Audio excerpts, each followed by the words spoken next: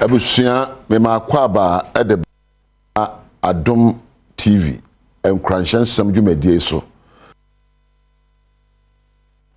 mi amede ho chia me din yam yeso ene ni tekotego empani bebre neta machie enti me don ase ena me so me da wase se wo de afide na to a ene me no be ka asem bi na emsa asem ne be won kakra matu ni dini how you cause your own misery kwani afa so o ma wankasa wo bede na awere ho. Life was not promised to be easy. Abrabo ya ba mu yankasa be mre obi kire so abrabo be mre oboa abrabo ya pinsie abrabo ya afrosane na abrabo mputura bi ya woko enti no bi kan se wokopa ne makoma wie abrabo ya woko a ejina wo ne enema bi animu a ese obunkam so empo wo kan twere konkron no a Yesu ka kire chitafo se I've told you these things so that in me you may have peace. Now when you in this world you will have trouble. Ewiase amobanya mane bebre. Wose me boa ko kan John ehoma no etredu nsia chichemadu asamiensa. Wose maka kire mu weinom. Se de ba manya asomdwo mu na ewiase amomu yi atete bebre ena menya. Many of life's problems and difficulties are out of our control at times. Torebia no maybe about 2 years no na ye ni so se edura betimi edi aso ano. Hwe untimi nkyire ni pakro ba wo wo da unyi ya se mame ni papa nie. Untimi nkyire se da manfo be bu ne bra ewo abrabo mu akire. Untimi nkyire kuro abefiri so wo da be to Ghana so ye Ghana ni empo ya kan ni alo ganjibo alo boboto onye ana empo firi ha. Se dia utie bia onye wo na decide ye. Empo for the most part you don't control the actions of others. And crofo ben one year no one shaso one so 1 year e wo trim. Ade ba kope na betimi ahyeso eye wankasa. Ba brabo aye bue e na me kasa obre wo mu akase eh Ghana na aka ne se wo bre pa ye bre na me ya ka kiro se wo bre ni bi wo ha efri wankasa efri me wo e na kope wo bre e na ato awere ho na na mbe kira onioma be empo edu ba ko ayo a e ma ye bide. We are the causes of our own misery and unhappiness. Number one, when you dwell on painful stories, and maybe a 2 one a tremono, they be no adrian da so now bobo who and I say a bemoa bread where they are. 2, when you judge yourself in harsh ways, one casa ubu composure abrabumu, ye my breu, minio, media mensashe, and why ye when you judge yourself, so ubu attain our one. Atemu ubons mu atem papa atemu ya beguru eni empo atemu de o ya obano eno so ema obre. Number 3, so when you think that mistakes and setbacks are a sign of doom in your life, simple o ye bibi na odi nkuguo ana wonsa si from ana wo yam from so ana obi ma wonsa si from na wadwen so eni abrabo abawie ya eno be mo adi awerho na wa bede. 4, if you blame yourself for things you can't control. You know how to make so. Sabi shota. You na be jina shota mo be jai. Na so da bia na obon so bon na nsi oto and na dey nsi oto na me mo dia were ho no apede. Number 5, when you blame other people and situations for things you could not control. Simple bibia to war. Na asimesi na yeye na abrabo ani mani ne ye eno nyame mpamasem na bonsam na yeye etidie. Sa adwene we e be mo abre. De to so sia. Se wo a usubane wa usubane ebi wo ho a wa unim se suban we edi wani edi wunya na so wuntimi nya mu be mo abre we de awreho. Number 7, the attention when you compare yourself with others. Onyame bo soronko na so de abrabo tutu obi de ho ye ni pesimasi menya yan kam se we wo de abrabo watade shekura de tutu obi atade ho ni pa no nya ne se kana to atade wunye bi antede sa comparison no e ma ye bre de awreho. The attention watch when you wish you are somebody else and not your own self. So for the purpose of me need teko. Now open it me nipa different also a different. So those of us who wish to be somebody else and not ourselves, we suffer and are in misery. The also kono nyoma ye de dua wo mu no a enko ye na aya adwendwen to so no. So one secret mu a when you fail to change your belief systems. GDB wo ho a da wa adwen po so.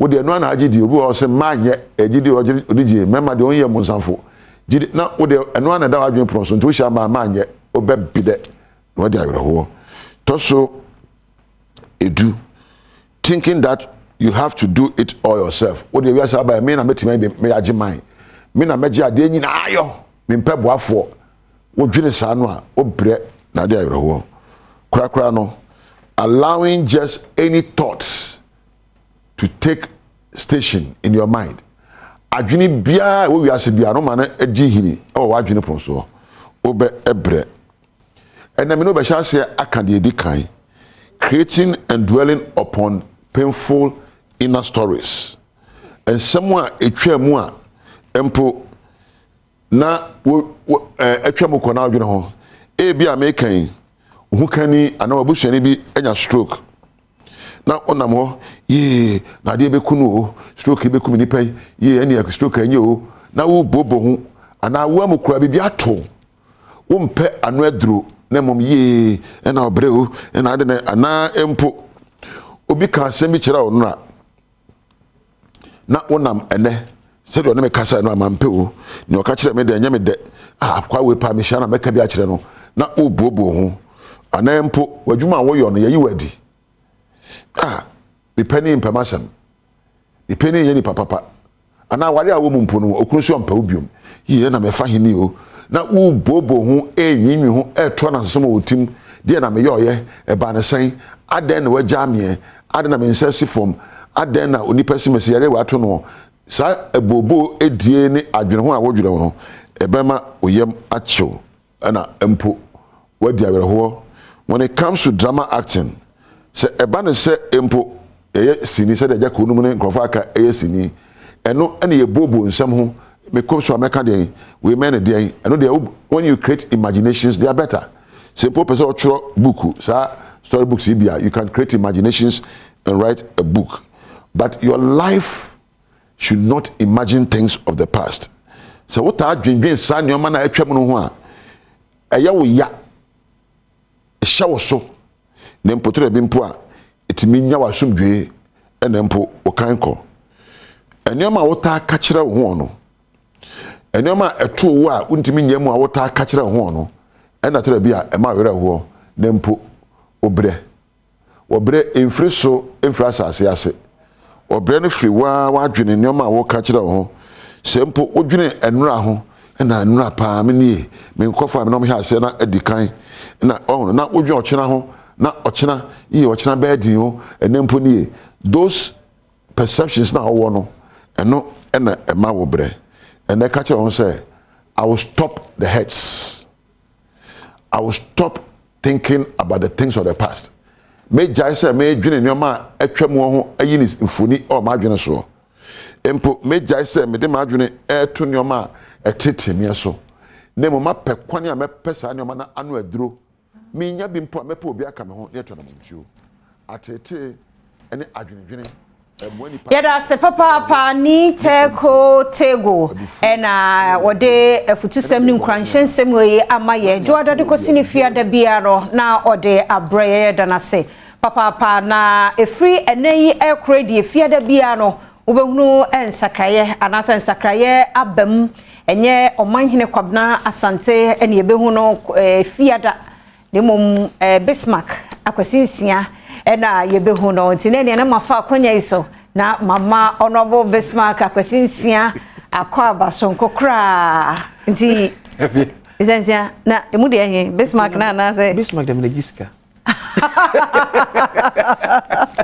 on faniska nti na memu akwaba medase nti kabibi ketu a kire wa hwefo ye da ahwefo ne etiefo ase yaba se yebetoa so efiada se ne omahene kwabna sante ebeye ejuada ebnada ukuada ene yawada efiada dura ne aboa no edne nyina kwa kowie ewo na otwene mu enti efiada dwumadie ena yede sie na so ne yede atoa ne omahene eye from Monday no up to Thursday enti mijobi anso eso team around omo beje bre ahwe yen live on Facebook wa fie mu maybe bia beti enka bia me da wase so agime so amakwaba Yada senti akwasi ano no de adu so no kase ma mechira Diamond are you ready?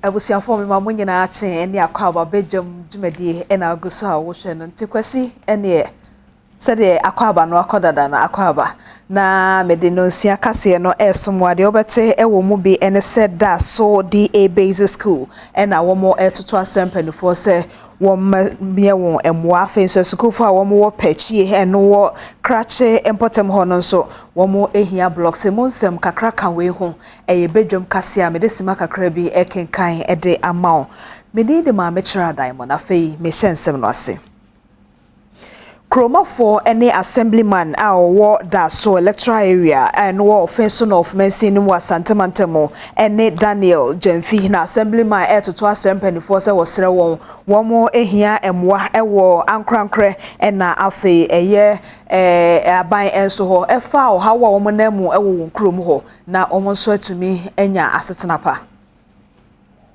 school bia akire yi enwa ko hia se P1 P2 P3 akoye o structure adano ahena akonfo betumi abuakum school ni an say teacher ni kura and the an say ya man kura nyina afisa adane mu edon ho akodon onfe forward an foforo mama sa school class no enkwana akodon si yi a se de say nipa an say school for do say mo tanda mu suade no enkwana akoboro sa ama ahokire abahoyi teachers no de in fact mebo mabaso o maya de o mo hwe senior dan ni asiate esitie ni mfuture wo class ho anytime bia ya twira kwa nso still emmo bia emma ena yentimi kase ye tenate akopim se we endi ewu ansa na emmo abum enti yesre ankrankra yesre aban no obi bia obi eburo patem ena nkura no ekos wo tena ema ye kire o made ehonye primary school ho nyina nkura no boroso wo munya dan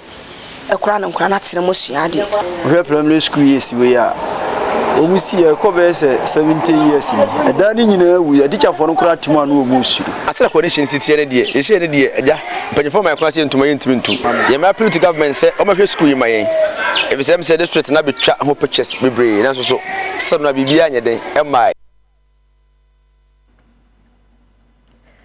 Afe yenko krache West Kropono emona kura wofre ho se pechi basic school e wo ho no school no netebia ewum no enye 1824 toto asese wo meye wo moa efrise esukuu fo mofra no ko school a bloss ya e desidan eno bi e na wotenetena so de wanya bia ntena so nso no watena fo mo sa afe nso eno abi so e na wonya bia na ade buku atoso na wachiro emoa adekire ene adesua enti wototo asese mpanifo emoa wo anya de bia oba betise obate asa na opia banti ananse opia kwaso na oba betise obate asa na wawira ho akoya de betise wo de mu nka nipa ho kra nso yetwaba tise yesre Ghana banse omboaye na akufo adu omboaye ene ADC ene ye MP honorable ele adwanto so omunyina nkambom na omba maye school no no mo si school my no my kwan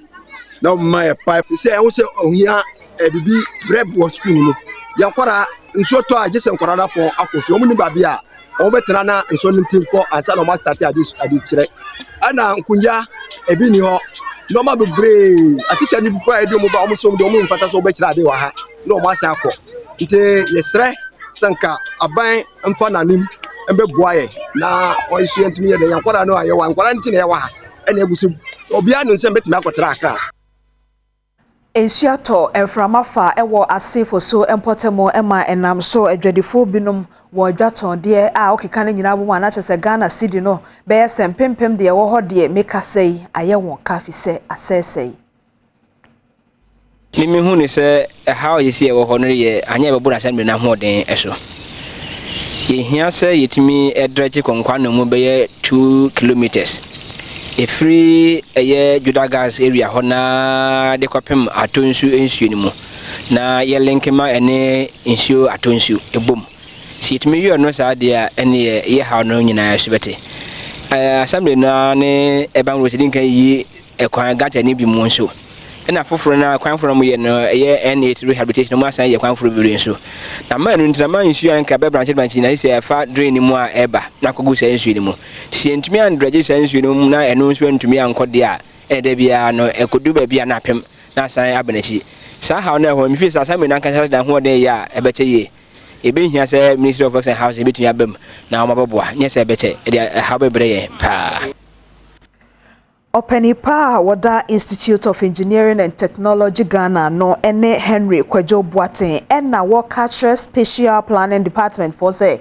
womo na ye hwe ha ma se nsuo petekura won kranya na nsuyire efa ebinum efise emiaye bi wo ho asase no nsuo wom asa ho no ensese ni partner ho so safo etwitwa ho nyina e de ama enkrofo tete ho ntu be ho se nsuo bo na ni an tituru nkran ne potamu de nsuo amfo obi a nsuo be ku bi ama ada abonten enti safo no woma wani na ho na onya wadwuma yie special planning department or almost then omoye insuo yi mu almost the rezone and how no baby a insuo low line area green they will rezone and demarcate it as a residential it will back of him baby and also no conform to then see no oma fetria ya ho krata this is I had my assembly no say said I no bubu ko wa man krata dia so bu a so tuaka how ni nyina no these people are more than see akwemu no we engineer you dare not go there that's why I'm saying say this is no money anim amoni anim ko omo dan sisi akwamu omuni mom omuni anim na yebubu mfi ho no mo in fact I are hosem besine few checks maye no e kire say assembly bi ani ho atu say anamo no na how say a whole president wasi firm wabama directive we don't expect him say ono na be call grants akwa say yemubu adan yesusu insuo akwamu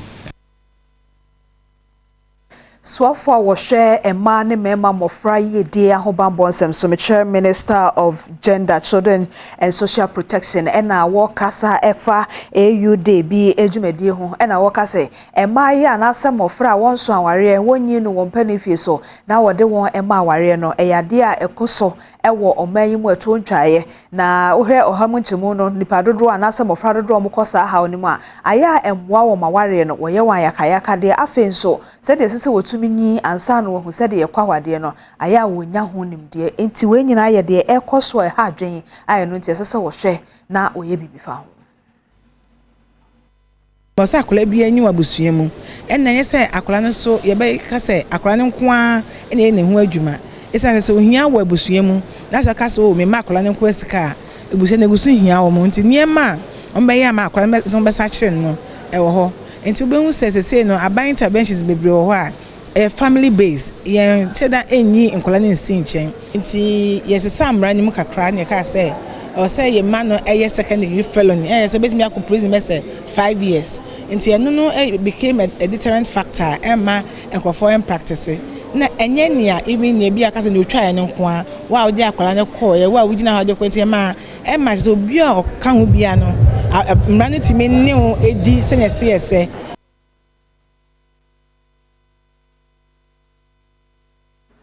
Afeyen komra sebejafie enredom kuma wo mra sebejafie no wombufu ye pa na senti a wombufu ye enese nanka wo hwe anim se o mayi sana henmeche finance minister Ken Oforia tabetumi abepie mra sebejafie ho na ensem bia wo mohia no ye afri ne nchen no wo de abre wo nanso wo mo hwe nanim a wamba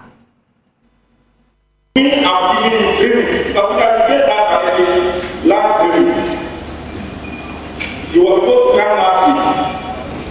You didn't come. We programmed your business. Today, the questions are subject to order now. And the Minister of State will come up for finance issue in the paper.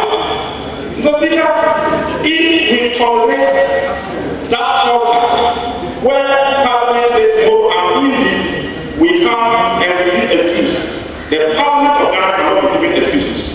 And therefore, whoever has business with transacted in this house must take us serious.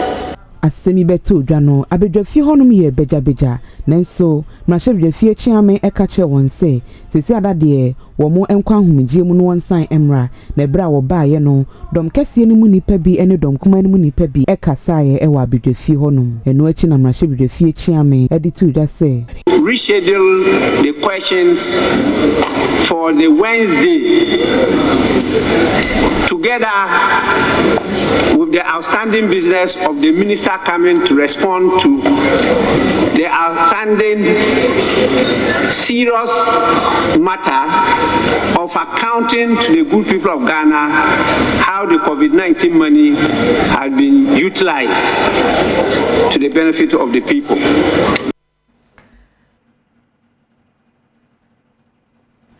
So far we share apomuden honsem so ene kwaku agimamenu ene ode kokobo ma Ghana for COVID-19 yade no won course a sesie wo my Ghana mu no nipa be sapem aye 1000 ena wo mo enye bia emu enai de won tebia no kra emu oden pa enti we eye kokobo a Ghana for ma wani na ho na ahobambo akane no wo hye mu kena we bre ma ne homene so no won sanye bio awofo nso fa futuo ema wo ma mofra se ne be ye obebo won ho ba efise COVID no e wo man nim. Very soon we seem to be forgetting about COVID-19. But I think it's my responsibility to remind all of us that our case count now is over 1,100. We have 14 critical and severe illnesses at the moment. The only good thing is that for the past 3 months, we have not seen a COVID-19 related death. And over 90% of all these cases are in Accra. So we should get back and revisit the protocols that were eased. Around April, our case count was as low as 32 across the country. Now for the past 3 weeks or so, we are surging, and we use the word gradually. We are all tired of wearing the face mask. That is correct. But safety first, especially indoors.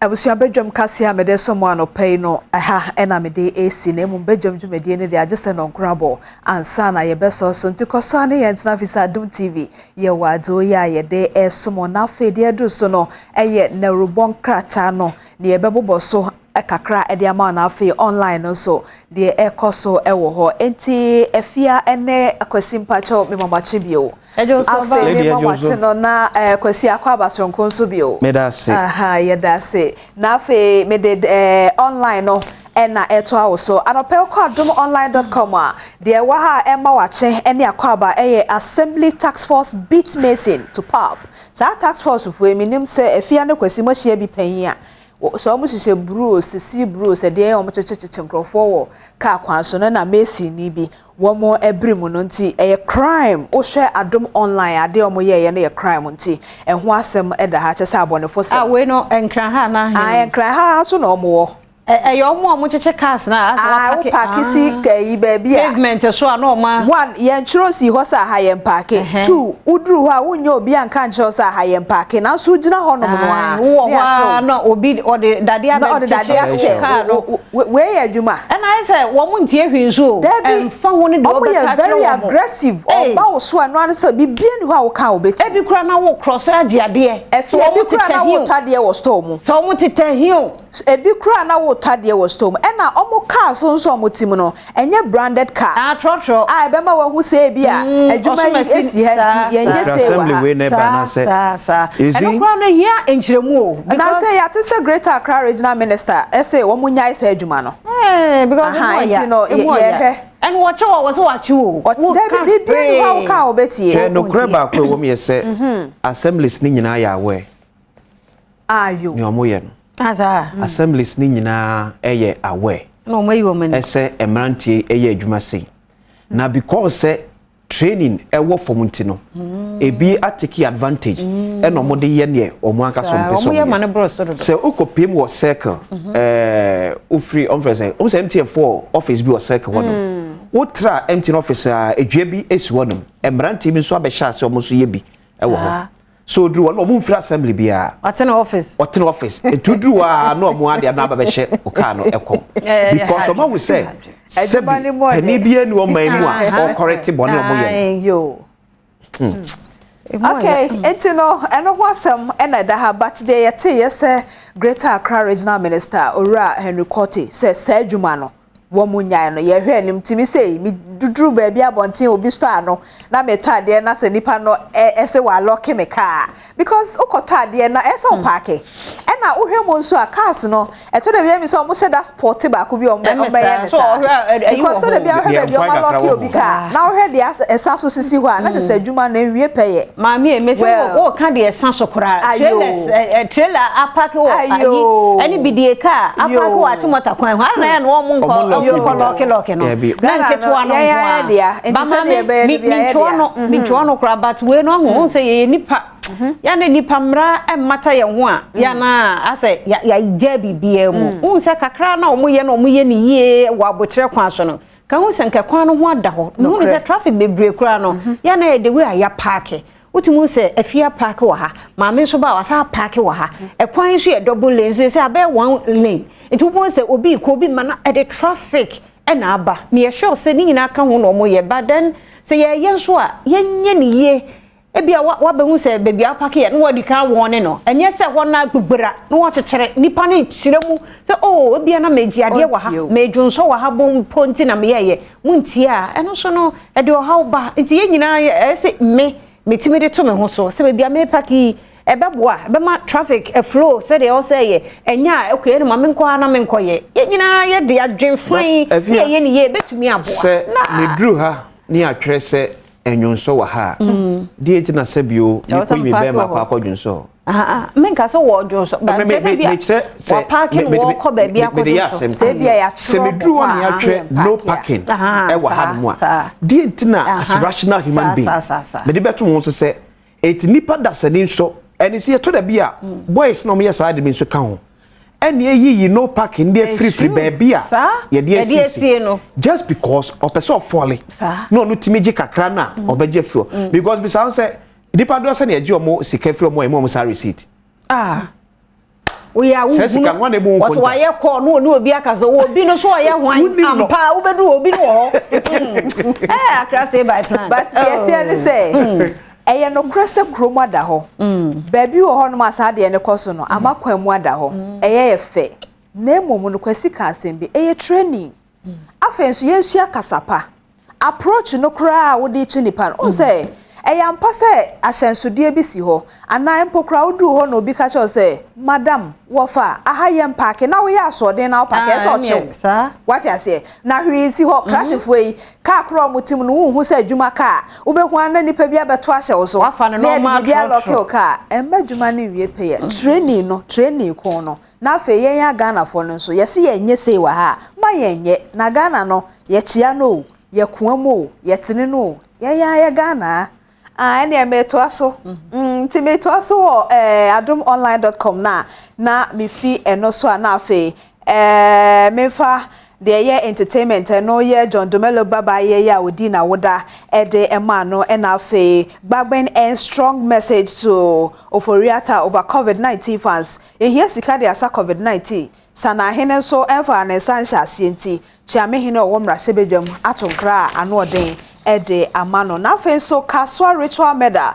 court makes U10 trial to be conducted by jury and they say sansem no court chese ehiama bejekuo a wo mo betina so nti wo mo adane ede ama jury no eno eho asem eno no US rapper Lil Wayne denying entry into UK way eye entertainment dey chese krache no Neta went to me uncle UK no uko Adom Online a obetiasie kwesi mpacho lady mama ko ahwaso na me Deputy Minister of Energy Honorable Andrew Ajapa Mesa ekodin komo menim se watofu anopa ya yatum mate yatu fam wo mu se bi ton 13 cedis per liter diesel no ebi nso ose na wo say because of obi eton the interest say obi eton. The question is say dear na aban eye e dia so Ghanafo asene. 1st November 2021 government suspended price stabilization levy for 2 months. After no DAPM. Oh no, we are watching the pay eba bedwam dwumade so. Bejodo mobile home program no da cha papa. No fa kwenye dominchia wasn't it safe na media che. Yada sesa no pay wajibre ebe kan ye ho. Yeni mi se America krabine finance minister de betu dwa se Bank of Ghana ye nhyehyeye e de ama won e krafam wo e de ba ye mamu se de be ya dollar na omne kwa amano ne kwa krafam wo e de eba no omo nkwase sane se ne obi akwa abonto akwa sare timi aboa e ma e ka omo bo for the exchange rate no etimi abafom kakra e de amo omo aside that nhyehyeye die biem na aban ye e de ahwese ne be ya fam wo bu a ye mamu despite amane de ekoso ye de no ekoso bebre no ano betimi abrase kakra e de magana de hye yo be dam nkomo say yiza or there is situated in the appropriate context sebeka nkano na petroleum product aban no import na cotton nti to na money na subsequently GMPC for our import crude was about top water refining na cotton until abandon determine prices are cotton or pump than the commodity no na the processing na no abandon but over time kawa obada ho na omato okijina be bujina until president Kofona Berdo na will take a decision. They will be introduced private sector. We import fuel only be or rubber just so that shortages and no system in our right. And we introduce the private sector players, BDCs, into the space. And I wonder we improve port products. Subsequently, talk and I in some ways CCR one age my Yanowako. Of course, our barriers may be to bring it back up. But mainly, products are what on our pumps in Nano, often we import Nawazaba. For a long time, still not ban or control price no. And see, so we import Nawazaba, that's a water now. Because about our control price no, say, Sika Wadokotre no one fan, a ban solo. No, you're from the subsidies. We should in Mekawa, them subsidies in sort of Beboto, no, so no be energy sector levies act and no can win now. Of course, not yet for only the subsidizing the commodity, but also to deal with some other issues. In 2015, there was a policy shift. Aban decided that going forward, will deregulate petroleum pricing regime so that Aban origin safe him cra can import the petrol as a bar. Then you go ahead and sell it now. I recover who's can cotton. But of course, into just piece no. Maybe I am okay. In the NP na woman to the one regulate so that importers no ni consumers in there with value for money. And see, import as a bar, yes, in import price margins no into a certain level. At masa na taxes na levies or also as a company. Then there is a price range able to mark no products no. Only now a price differentials be one market no. And see, since 2015, government intervention and our government's hand, like abundance act, in setting prices. Why then? And that policy has continued to date. It's the Equanda ban offered when prices not controlled to a certain level, on any price stabilization recovery levy who intro indicated sometime in November, but not suspended. Of course, the suspension, the suspending after 3-4 months, we had to reinstate it or something. Them levy no, on also been was subsidies on premix, no residual fuel oil. These are the only 2 items that still are ban or provide subsidies. And the union normal for now when we use premiums, what do you do? Ban felt that what of commercial there may be out of petrol or pump now. What did you know on Kono?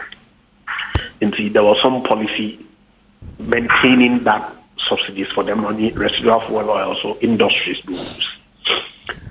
Yes, indeed, that's the background. But you see, petroleum prices are 2 main factors no inform how much what on or pump.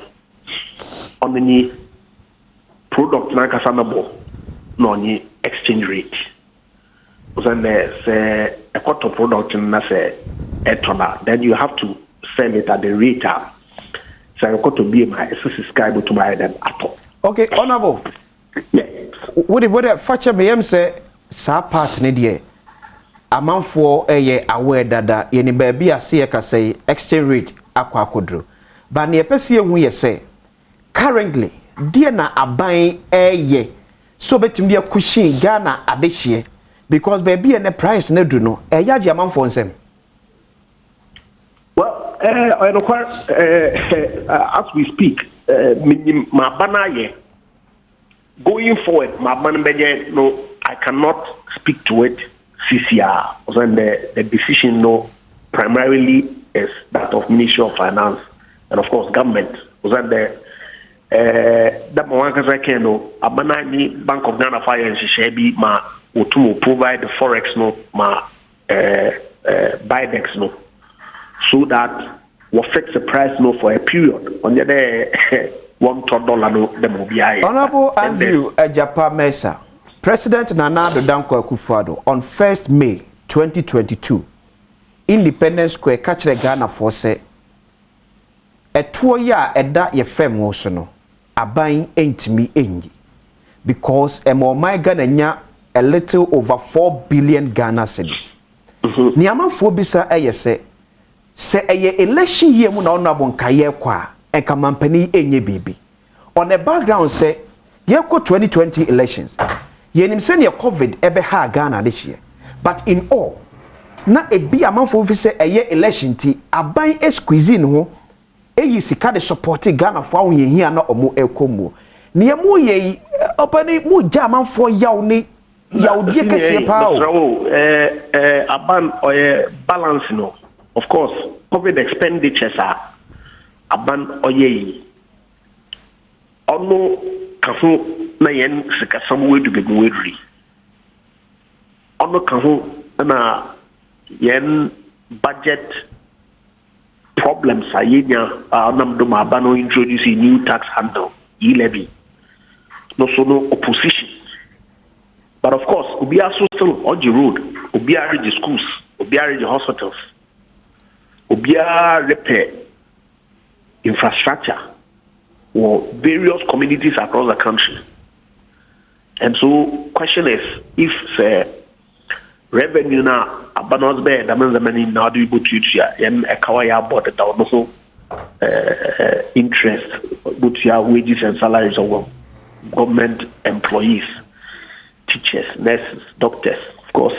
Public service workers. Eti ni nyina say ye ka say die wo as a deputy minister of energy untimi kan kire animanim ye na aban betimi aye e de aso Ghana for us despite the fact say ye diesel at 30 Ghana cedis per liter.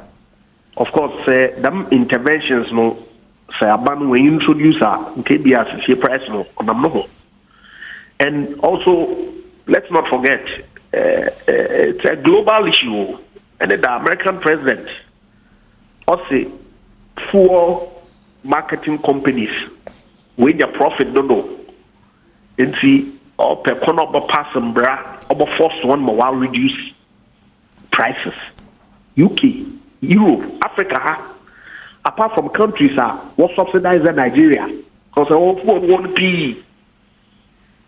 Everywhere, prices look so. And so, last 2-3 months, interventions were also introduced. They reduced levies, margins were reduced.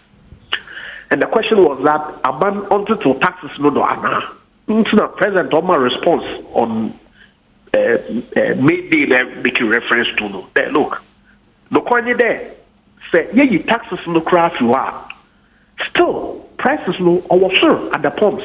But certainly was say your taxes take about 40% of your fuel price.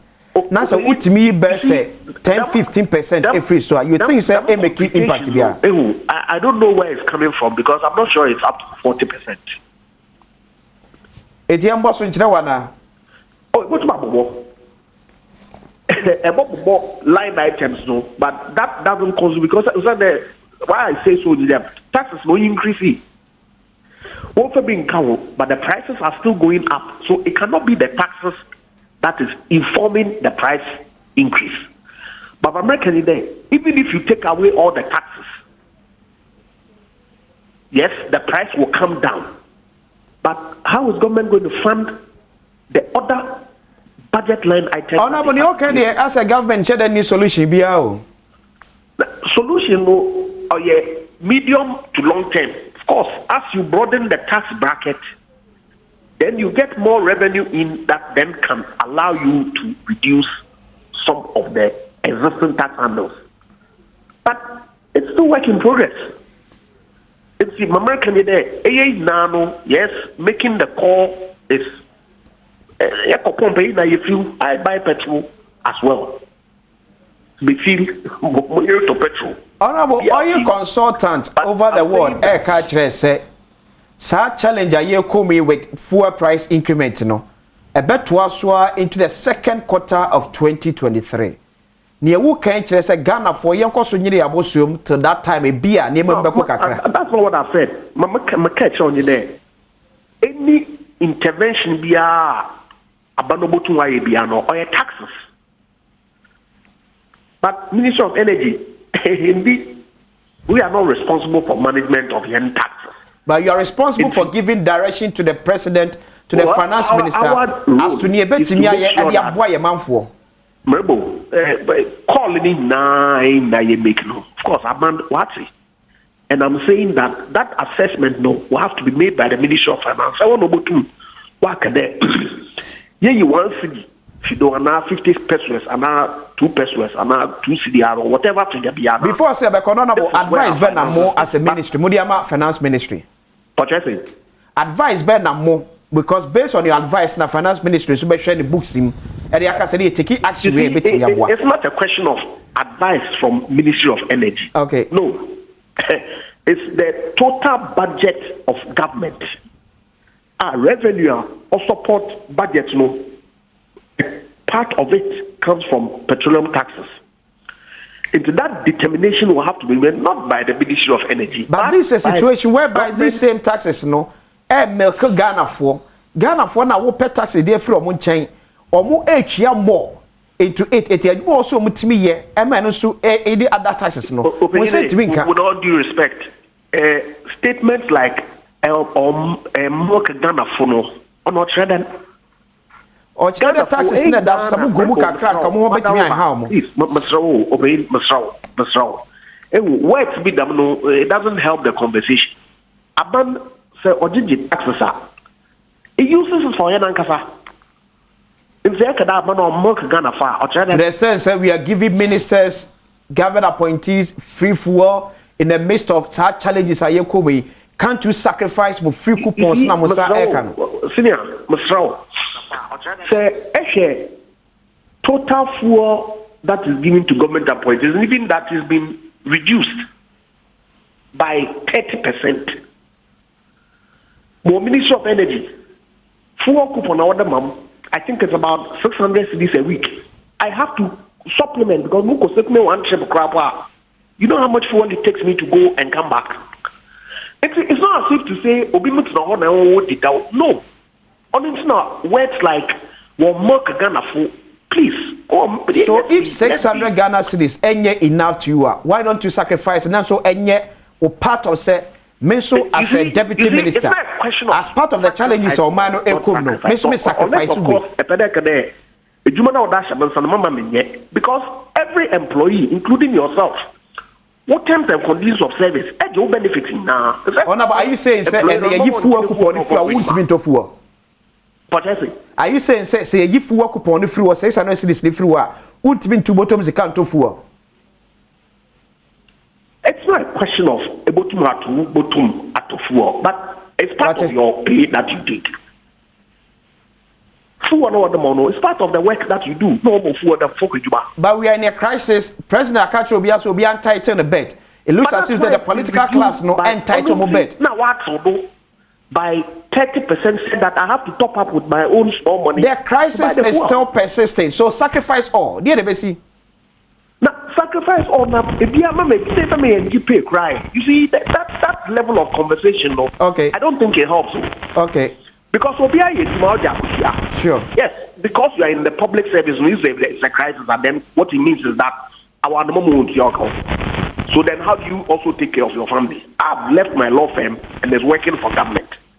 So I expect that yes, Kenya profit, but I have to be paid so I can carry on the work that I'm doing for the Republic of Ghana. Honorable Andrew Ejapa and not make it look as if to say there will be no but maybe a certain group of people will be want it down. No. Okay. Nobody is enjoying anything. Okay. I'm saying that these even and the president mentioned that look, they reduce the taxes by the proposals that honorable. Mr. Mamaman okay. Because I got them out. Now we could some voice, baby. Now we could play now. But after social media and all sorts of things are being said. Okay. To Mr. The president indicated that yes, these are all matters that have been considered. But the truth in there, any taxes will be crashed you are, and you can't take all of it because doing so would mean that the budget would come to a complete halt. You cannot fund any other thing, and then you have to go and borrow.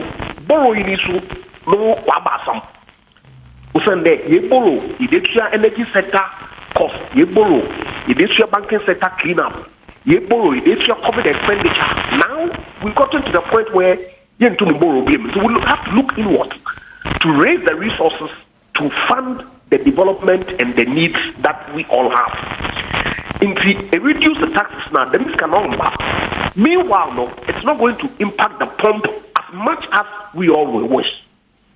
Okay. See, those are the considerations that government will have to make with Ministry of Finance doing the assessment to make a determination whether, well, now, point to Magana for the cost need now. And so what can government do? I'm saying that consideration is still ongoing, and it's the Ministry of Finance that I expect to speak to these matters at the appropriate time. Bati, Honorable Andrew Ejapa Mensah, Deputy Minister for Energy. TFia. We are now there two trims. For now, they are buying your own BBNT. That because director said, well, newspaper and so back. Okay, some may a yini been honing tinama, yes, okay, any Ghanaian time, the Bokrata, no, any more has a Bosnian bought $24.9 million are buying aqua board, de barber shekumu. Now, Makia, deficit, nay, a com. Near Dientino, ye shall see a whole aboy a bine, and watching so ya tre a whole numbi, a wonina a year, a lot of war, a was Zimbila, the Nina say counterfeiting, or mucho gumuna for more ton products and so, and your papa Yaganeta, the Bokrata pay 3, and also a war horse say snit, a Jumacono corner digital. Baby, I had drone it dear. Here's a crook resca war until was snit and to walk rano, digital. And no was some young pay 15, the Bokrata so a war 13 so and physicians, assistants, and anesthetists. Yajet one more so at tomorrow pay 13 at the Bokrata Ghanaian Times. ne dia no penso ode baye eno no mame fa daily graphic ema yenwie se temamoto we ne se yewie nsiesie no yewie se yewie nti ene no traffic ene no traffic se ene efiada nti graphic bo amane se yewie temamoto we nsiesie nti amanfo na edi 6 hours e was na no bika o se na onika of form from Tomato Accra taking 6 hours and now talk and so by ya what for 6 hours but when just here ko hansa so we graphic report digital evidence just here honorable say chairman sir bonsu minister for parliamentary affairs so that so say aban ne ma yeto akomasika ye nyina di mu best 75 to 77% and the todium man to best rather ye ma pepe ye nya adwuma e we procurement him say na be ya sabi okron de bia Emma so daily graphic and anyway ba ne anope ba me mede myjoyonline.com ne so etwa so na omamba pa dwumadi no metre National Commission for Civic Education NCC wo mwanya oba afufra wo sese wono no beda adwumaku na no na ne din ene Kathleen Adi na nanim da half fe ya chese sese we swai se omamba pa dwumadi no wo ba betoa so ede free Josephine ensem enti eno ena eda ahanum say na ba konso ano so wa hanum say ye enra ene ne nansa eba de obonkrata nim krasa asrafo mi ensa bi womo ekokro no bone ache won no ena Ghana Armed Force ebode ro say omonya kromfo enti omo hwehwemu a omo ye no chese sa asrafo no ejatu so bi ne ejatu won so omonye akromfo ne de anim guase pa o papa e do omo picture so bai papa enti no na chese de o pa won kromfo no say wono na asem da ne so na so aya na de ya ne say no kro ne beda de be wie no yo be bu fi no e no kosin anything that makes hard we me nyen sa identification parade no because to the bia be wie no ne mu be se ba ko mienu bi enye de ntie do be gina ho no ne agu ni panan mu ase akwa we do mo nkafra pa na we de se da mo so boni ni mo so papa no mu na mo horo boni no because anu odin we de anu odin mo nkafra no eno wasem eda ha ena afen so sasemi orarans for example waka chese politicians wo mo to Ghana fosika semona enti eno enso call myjoyonline.com and da hono abeti aseye ena eye Oforiata is not running away from accountability. Second Deputy Majority Chief Whip. What say say okoko yi nsembia no wo mrase bedafie wanko ena Second Majority Chief Whip ebche mu say nyese wo dwane ebre na ma nafa onya bra obeba no aba be yi nsembia no nti e kan sama hodo a ewo myjoyonline.com and pay ubora ho ebe ma wache ene akwaba wo ho ebosia ye de si ha e wo bedwam na sase no kra afi agokansie mo nsem afisem na so kra efi adanti ahosepe sister o mami boati mami sisasan enso e de bebro koso na sha Adom TV efi se ado ye de ye ne wo enti ye mo wache e da se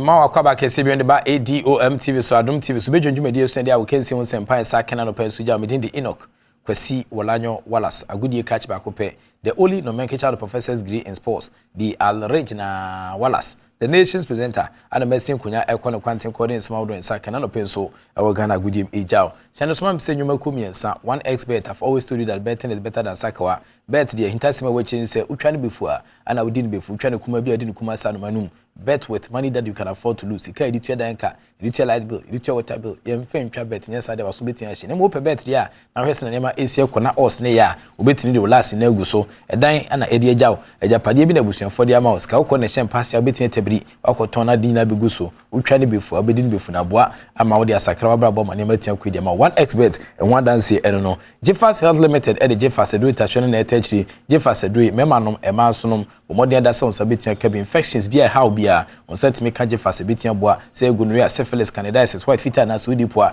a 2 a say appropriate chabom or pomodon sem so, 18 agent painting were redeem. Ye cano, not sedimo gel and roll on. My catcher that said the ultimate pain relieving gel, a drewy boy, you must set it, so sissy junku, baby be out here bia, on set me can sedimo gel and roll on bia, a bit and some bomb and yama etia to 2 year amount, to trimika for any chair, a shaman, may market, Teman, so now, Hokra, or betting a friend paying for 020 898 6731. na on a more gel and roll on form paying for yen twen komo nhwe mo a e ma niam 2022 yen fa madama woman na tech abo men na open so dia we can see un sempa nsaka etmeja a journey of 1,000 kilometers begins from very first step bien chance MFP as a Casio trade ball we hye so kokra Italian embassy no ana afen so ata legacy o makom tia fam ho no de san hye so kwitwen saba na Dr. NS Quantin and a tech hweboa e ma surgery di kese na etia koyi e ka Casio trade ball dia nei all stars ye ka stars on go so tia po no musia kan a wo na dia kensi ne betia san pem so nti Black Stars of Ghana players no ehwenim se omde sa kensi e betia san da omo fans nyina se so omo tel machi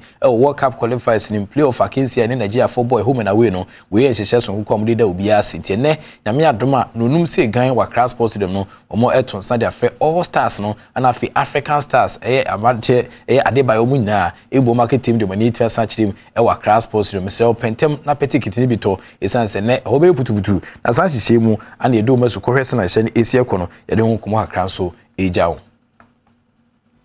It's Mustafa Yusuf, the Minister for Youth and Sports. On Friday, 17th June, the Black Stars and Arthur Legacy Stars will be playing. Arthur Legacy Sports and the Italian Embassy present the Cultural Trade Ball All-Stars game at the Accra Sports Stadium. Troop into the stadium, buy your tickets online and come and join the Black Stars. Cheer them up as they say thank you to you as part of their preparation to Qatar 2022 in November. Thank you so much for the support that you have given to our Black Stars and our national teams over the years. We are grateful.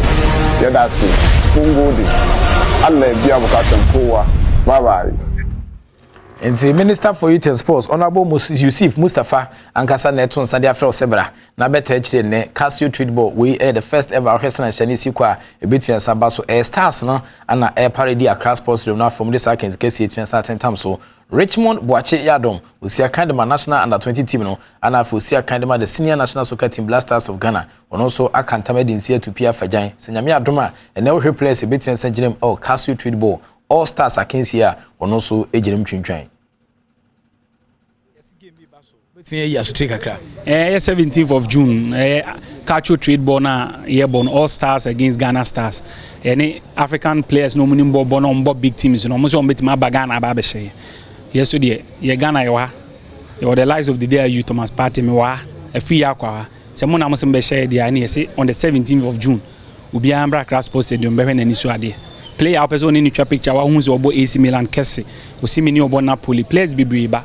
To say wakwanya se opeso unya chance ni obi twa picture na behwe players abra ne behwe bi butu ampa bedwa Richmond Boache Yadom yehu ne bia na obi beka se na usa sese e beka se wanyini nti bofka so bonu beka se maturity no ana ye be expect was a game mu ana o media de bia se de meka na Boache magic ne show for a reason ti bra na behwe wani so ade ade anyame de chewa na o de achew ya ena meka ya mo hwe kura 90 minutes anya de anyame be ma ye wango bi ne ya de awi to obi amra okiti Boache magic e be experience bi e wo All Stars akensi nim forget obi ana bra behwe life and color. Okay. Can we check Ghana for you? Someone wanted to Boache Yadom. Any interview be by Jinamusua. Send your Wallace, Meneni ye. Moamunim de baby. Present a papa Bakuna Menini Jana. 17th June, Brabeho and Isua. And the Richmond Boache Yadom say Ujinem Yamiadoma nei enunum ana case in Babaso across sports dom but yes manan so ha e de ni mu former Beche United for one captain Edini Asante Ajiman osi akan o mota ton ono so be pie mu a Yamiadoma ne ono so gina kensim ne nkoma ono so digya efa Casio Trade Ball All Stars akensi eba so ne e wa across sports dom no so ehuni Arthur Legacy no wa niema bebre me pese me left from Arthur Legacy from 2009. I cover Pope John Paul tournament or Italy. And Oliver Arthur, the McCoy, the starting my dreams, become true. And you know, and you're bad. Arthur Legacy, no, near my power Ghana. And you know, Sadan will be Amra no made a Omra Mehebi, our Cross Sports Stadium. Boy nkomo send a bisi akọ wohwe saa players more internationally accepted players magimudin a mo ka bo mo des akins kese na boso no but I understand na send a bisi akọ but I understand ye pese ye hodu Arthur Legacy no e ma no ejina ɛma ne yɛ kra bɛhwɛ ɛma obi a wiase fa na nyina nya Ghana nko a wiase fa na nyina obi ahu sɛ Ata Legacy no ɔbɔ no homɔden no produce players enti no players be free Ghana ha no mebebo any foreign based players no beba bebo no obenya akwanya ne obi no matwa pictures obenya akwanya ne bi no ayede akasa obehunu bi no one on one said you hunu TV so bi kwa hu ne da no obetima nya akwanya ne nipa ne bi ayede akasa obenya nipa ne bi ne wode atwa pictures enti no saada ne de ebe ye kraba hwe pa obi nto ticket ne bia as ye kasa ya de na beka kire no wa wunya ticket ne bi no wunya akwanya nya ticket ne bi no mesre wa se wo be ye dey obetu ho anamo no ye dey wonya ticket ne bi na wo ba wani so beche se otimi be ye dey ebe hu stars say na wo ye dey wonya akwanya na wo ye dey wo no matwa pictures na wo ye wonya bi no ne wo ma ye dey akasa se Asante Ajiman Asante awai rasta ana hu se na ode ne komo itwen se jane na yi Casio Trade Ball e wa Cross Sports Stadium mesre ticket ne bi to se be obetua sampe stars a omufi echiche ne benche ababeginem e dia ma Africa na afide dia yo enso captain Blasters ne na om the Sarkins kesen etianten tam so nti we ne hihia eno so 18 pm ho memfa no si ho a na entwani enfantime sanchiri mu e infrastructure na nka wohwese na nhye se kwa Ghana e infrastructure deficit oba Africa ha countries awodo a omoboa e ma infrastructure ne metian san queen Ghana yen kan bi but nei odo wani eche takwa e na Boso Park if ni twani tia fence T&A Park a odo wani chiri mu a na SMP4 upgrade stadium no hwese bia nyama betua san koye dia mom na Go First Ghana ana ma invested 65 million cedis e was sa comprehensive air structure mom gidi pass betua boa e ma nyama etua koye e dia ma agudie e wotakwa ne hye so Director General of the National Sports Authority Professor Peter Chumesi ankasa ko bone nya konma e wo ho adia na omosren a yeso ye nigi ho pa ne se ombe pese ombe wie no sa facility the best National Sports Authority for na usha na say His Excellency na Dankwa Kufuado wa boa ma yetima recruit young men and women na almost boa efa the sports facilities no management ni ade no e say almost akabi na yetimi sustain the management of the facility no for a very long time nti yeso ye nigi ho ye no mo e the ensashe krata ase say omu wi asa ne be no na ene no ye ba ya de nia ye be hu hanom no bi say it's answer ye crowd near Casibia, maybe a friend or year concrete works. You buy almost in a seats in the friends and concrete slabs in the counting in a roof. The can say sitting on the main store on the plastic sticks on the board at the SU. You can share dressing rooms. Come on. Pitch na angasa no omuguso omo ye construction omo ye drainage systems no na omo wia omo dia grass no na ye kama ha no drainage system e hyase a omo ye storm drains a omo ye ni other thing nyina kama it say the every friends other cities na ye the bon international pepe nti mebo ma baso just go face the friends we omo a efa Ghana sports a nye it say omo mo a omo de boa no enye even football nko akeke omo bo friends tennis near that day volley ohwe ya maybe friend NGP no omo ye call secondary schools e call ye multi-purpose course omo de boa omo eno nyina boa ma Ghana all sporting disciplines ni nyina ye modern boa ye bon omo so ka ho bi na we o ma ye no so this mejina me minister na ma ono osma me sem na me hwe sadwe honorable Mustafa Yusuf na ma bo ma baso send me the sans me ya no ya ma be hu e kwa koma me minister omo say enche by close of this year no ibewie na makokache mi minister say no de ono an ne papa His Excellency na Dankwa Kufuado omo antu anamo na omo wi a omo bia no na yemfa nka na ye ni sa no na de we no susu no e kire other companies corporate Ghana say ampa o ho na o ye adwuma bi na boa o man na do baby so corporate social responsibility no now the be account sports development no so ka ho we are omo no nkra omo ha no ebetimi de atete omo amom so etimi national friends players omo abo amai and so ebetimi create jobs so ama youth no omo ha no na ni nyina so na de apomuden no so eba team just say wama ya dent ye best say ye ni sa no other companies other corporate organizations should also take a cue from this na omumwa Ghana friend Ghana aban no na ye nyina ye nchichire o man no just say o ye ni sa dia eni aban ne ye no amanfo so ye na ye kan boma na Ghana so ye ko ye ni enti comprehensive upgrade and ekoso e watakwa na boso park e twenty offense TNA park go pima na se omaye disability access nyina ho ma West Ghana stadium a yi kan a ye disability access it mensa pem so na se takwa na boso e jane na so pa na emiti FIFA ye maximum standards a wo mo expect nyame adoma otumi sampa media sporting club takwa no mo begine no me sekinsi de ne pa honum e wo omdwumadi a wo modi e Premier League nimu yemfa eni nkyere Kumase Asante Borokofo akache communications director and Dini David Obenyako enso de nkomo kakra aba na ne nkomo a wo ka abo nyina ne se kotoko uhwe season dia utimi sampa mu konkodenden league no so na asemu ede na mu ni o ka ne se Ghana Football Association o mo dwumadi bebredi a ebetia samboa ema league no ai kra behwe. There were certain issues that the FA was not handling it as it was supposed to be handled. For example, when we decided to bring VIO into our game, which was an artificial technology and improved camera, that did not need a cameraman to take matches, and the FA thought probably it was a streaming device. So looking at how we were able to resolve it, I realized that there was a bit of misunderstanding somewhere. And there were certain actions of the FA that we felt that we were not being treated fairly. And obviously, as a big club like Kotoko, if you feel that you are not being treated fair, you have to voice it out. So, of course, in our first season, there were a lot of, noise in the media space between Kotoko and the FA's relationships and the rest. But I think we have improved upon that relationship, although there are still areas that we disagree with the FA, but we're able to manage it behind the scenes. There are still things that we think the FA can improve on. For example, although we've seen a little bit improvement in the visibility of our league this time around, sometimes you go to the FA website, you see the writing stories about league, interesting stories here and there. I think there's more we have to do. Look at the number of matches we show on TV. It's not enough. Okay? For example, all Kotoko matches are on TV. So if you want to check Mbela's goal, it's easy to track it. It's easy to see every single goal that has been scored by Mbela. What can you say about Yawano? Who's doing so well in the second year?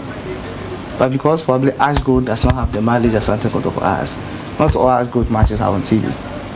Second, we don't even have a statistical partner for our league. For me, which I think, in this 21st century, you have to talk about statistics. And that's why probably you don't see a lot of our local boys in the national team, because if you are calling a foreign player to the Blasters or to the other national team, you can easily track the performances and the statistics of these players. But if I ask anybody in the Ghana football space that which midfielder have given the highest number of passes in our league, nobody knows. Because there's no statistical tool that traces all these things.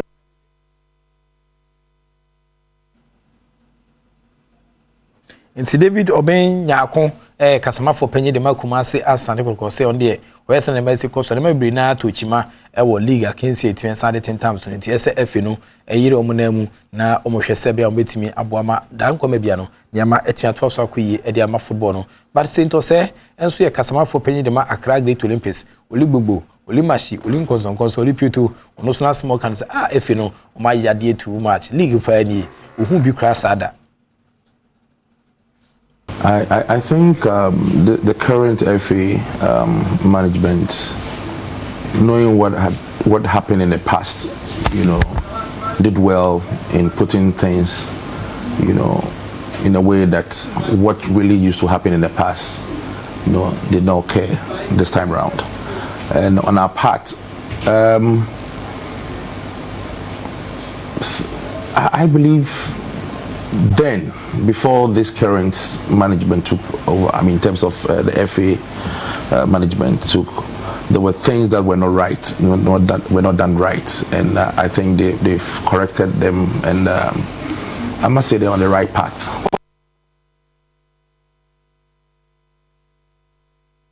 Sento se kasama for penye de ma Accra Great Olympics, oli bubu, oli mashi, oli nkonsongonson, oli puto, oli juliju, oli Rosalinda, oli Acapulco Bay, oli Kunkun Bagia, oli Adom TV, ana kasama for so de komo 8 years abano. But ye kuma e ka 100 meters a Ghana ni abrante ba ko fense Kwaku Benjamin Azamati, ono so etiasa ko tumri kabra na nyasem keto kra e Diamond League nim na ohwe ne epiem a na se wentime ni first year but kakra etiasa to dwane e ho so nkomoni. Side up.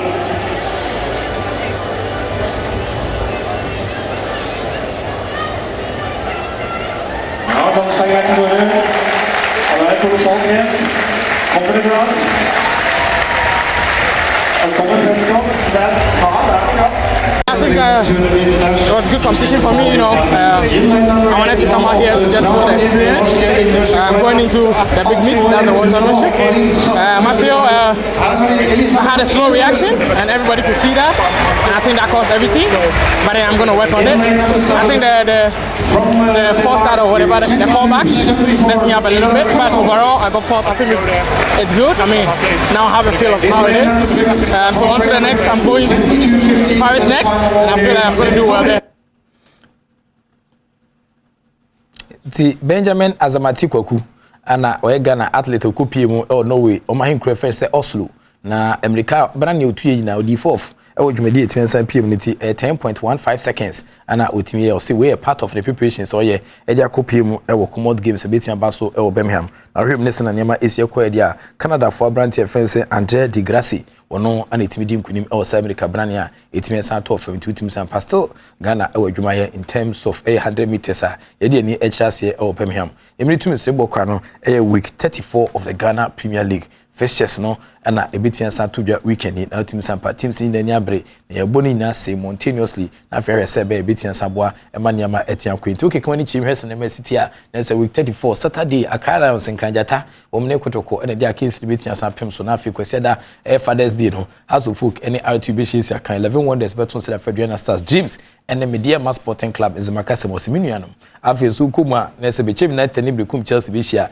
bibia ni Gold Stars ne Ashanti Gold Football Club awakese the miners omo ne ombebo bia eden a omo ebeko Division 2 afi Ken Fires abeton say Legon City na afi Elimina Sharks and the Great Olympics omo so edi atentam so na afi Karela United and Wafa edi boss week 34 be mark the eve and the departure of the 2021-2022 Ghana Premier League. Me do be sia na madawase na mama mu ene hwani mu ni tie. Channel so say 1xbet I've always told you that betting is better than sakawa. Bet there utwa ne befu and adin befu utwa ne kuma bia. Odi ne kuma sa no manum tim sew. When you bet one there bet with money that you can afford to lose. Sika edit your danka, edit your school fees, edit your light bill, water bill. Yem fe ntwa bet nya sadia. Waso betia shim 3 betia bom. Unimru fi ne wotwen so fa onye bet tim na mo pe bet there.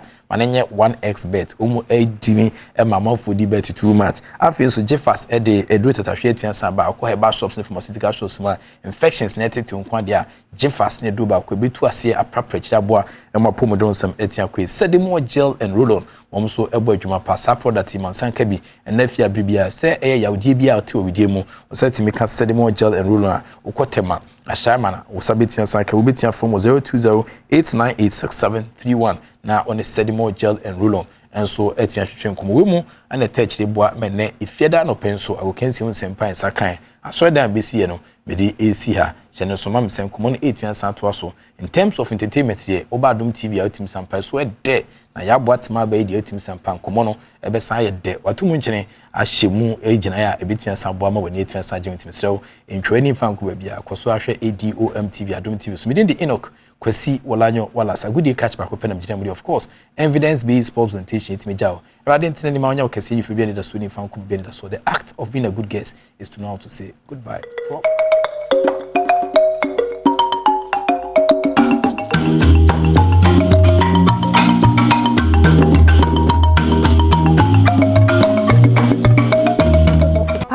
Na mumbonro ufie honom na mumbro glad tidings mze ni just some ana mzenam na mamizin kan minchio mama watching ai mana so wanje ma hene wo so na mi fiabrewa ni fie izono ye mame boatema the front door president for the Brothers and Sisters Association na the payments on konsanam na mze fact so kakra mze na mabebre na mze bay na mamizin kan start rumor no ai matete menya nte de before makasa menya better abeke de some months ago Kelvin Boy and pay one chair na mam mbeke sure there na yenye rumor bi there onye eraba bi awori be 2 years nya eraba ni nyam manyisa no apa 9 months ho Sheila Brown nizine Sheila Brown na ya to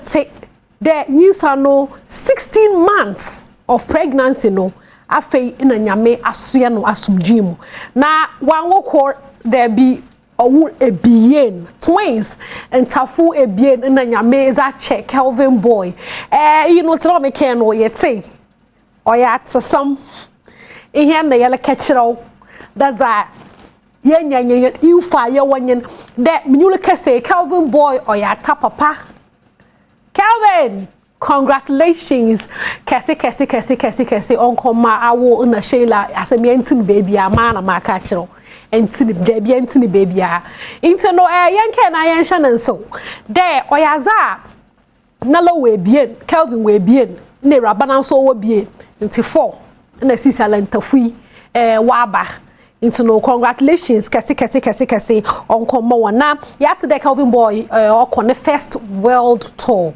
oyaza oni na wiaze orozo no nyom no ozoro tour na bed on name wa hefa on name wa hefa ye nyima ze ye ntumi ye nche se ne no onye na namza na ye Germany ehu ye Germany ye ntumi ye nche se onye na ye nama na de se Sheila da hwara wo Ghana ha de so wo Ghana ha de on dem details ni ginaze eraba minyi na so no information am wonye de Kelvin boy oya ta papa into no Kelvin boy congratulations kese uncle ma awo na Sheila hey this is beautiful Anna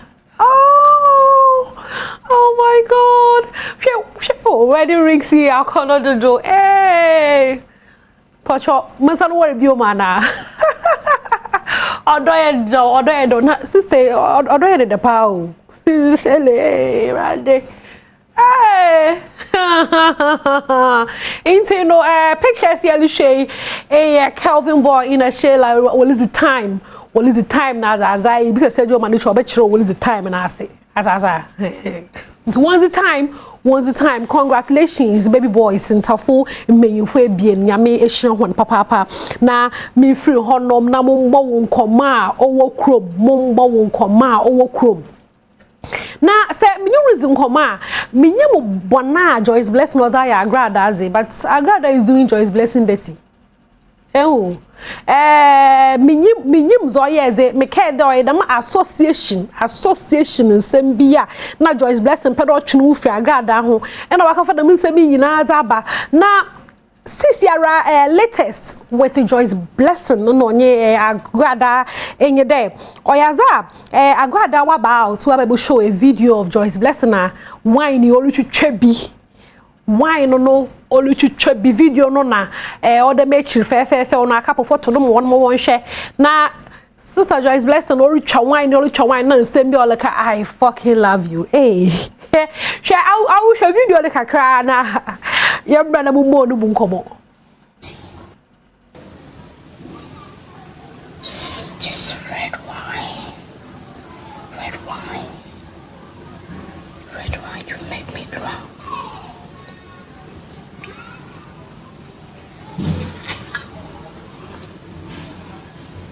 I love you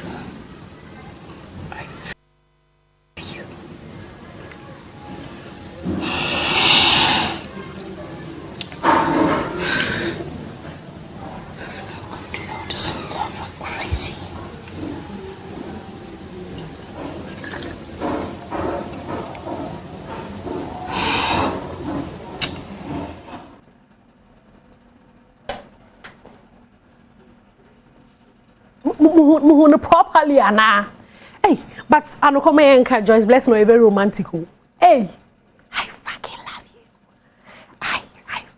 you sister you romantic they can you know or bedroom asampa o na agrada za babotu agrada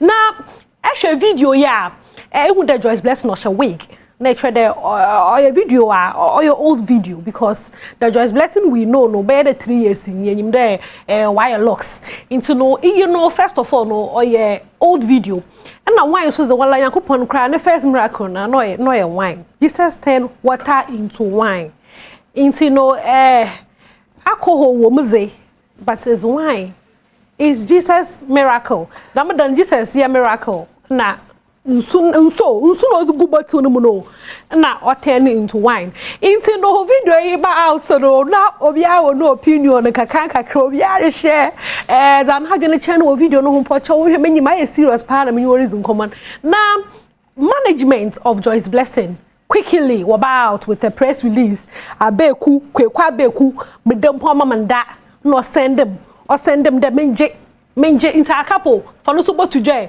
into no video na about no response Joyce Blessing the manager was about ni management the chairman video no your old video the video no or your private video Joyce Blessing or your man no kun Dave Joy nka onyina the video yi otum out in any way into no yen disregard mama yenhwe video ni krampo ye hwan yen mu ye nwu ngodo na musina mu menyo ngodo abeku kweku why into no that is the video management's response to the issue nanka na ehwe kwa nanka obaka do obosu but yanti bibi adam na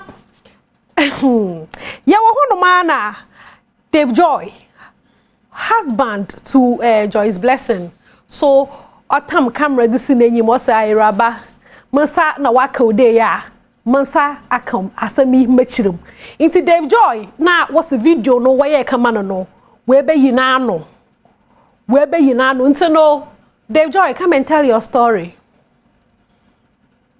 ware ufi ifi yengu aware no odema court nso yeguso kan asem ne yenwie nti okan won statement nim say ni kuna odaso meyere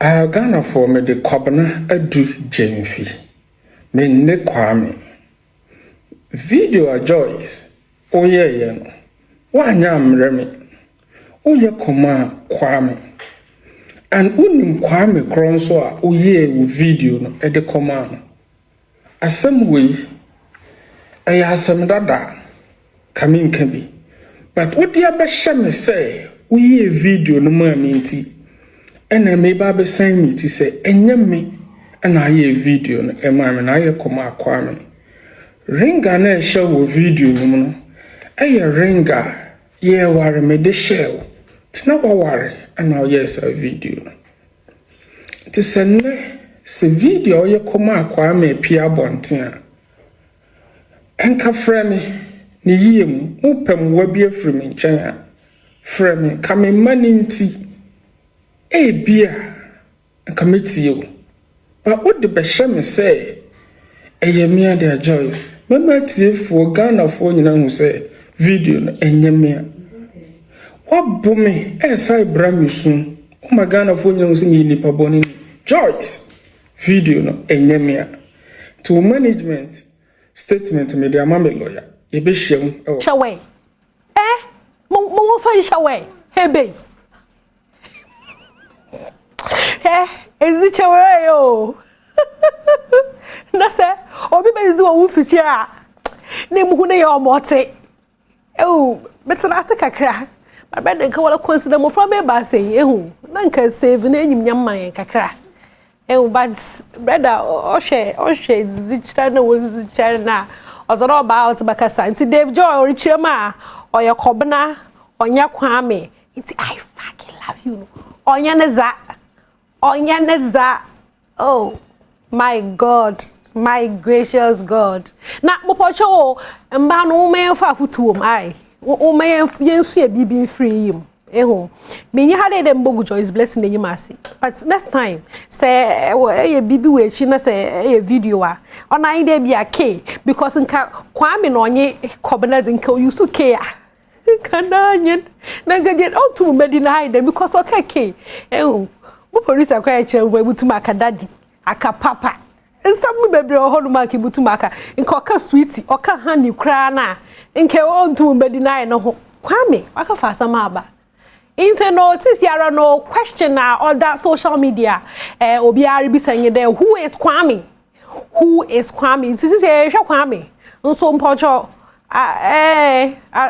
point about ka so go kene came panke bojundo ye well back Kofi Ampedu kosa Ampedu zu Kofi but pa de keze de oboda kwame nti kwame mpocho baby e wo biara na mpocho Ghana fo wo mayenwanda ho Joyce Bless no enyimpa gospel nyom no obo onye Jesus no onye nyame otumo ofom homa ye fancha na ye movie on impo oya sam dadaw ehu like what is all this?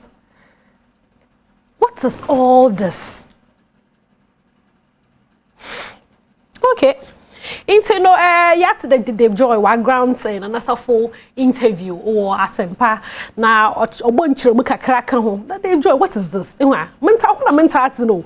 Into awo won kete ni nchire mu na mbrai.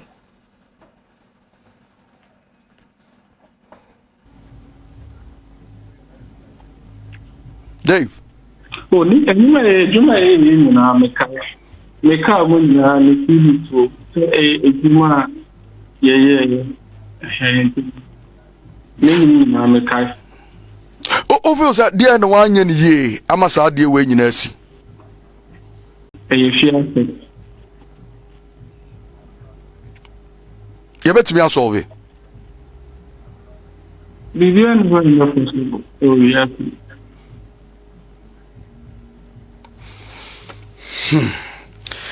Very well. Nanka me hwese nka obetimi adi ogire ho adanse. Nanka de nkrofo speculate ni nyina no etimi afiri ho. Nanso wo se ne de wonka. Ebe exonerating ana. Ipacho yemfenti heya. Ebra ushia Joyce no na obi wo honom da dansa na wo miti no. Because eno so ya de bia eno so aba abontia begu ye nuaba na nimu ase ona obetimi a kirem managers started say etna adofo 2008 pacho twaso Sa unya answer question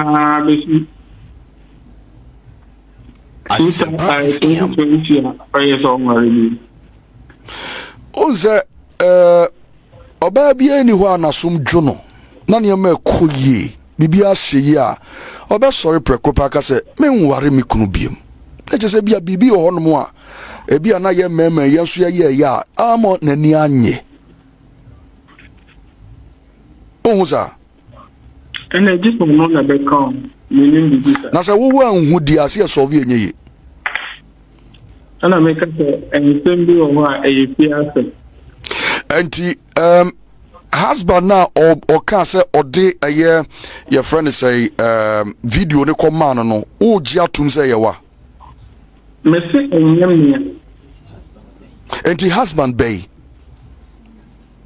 I think he's not the best person and our management not the best person ebi na wa for the but video no be old video. So video near old video. Next it was within your time. Next say what dear.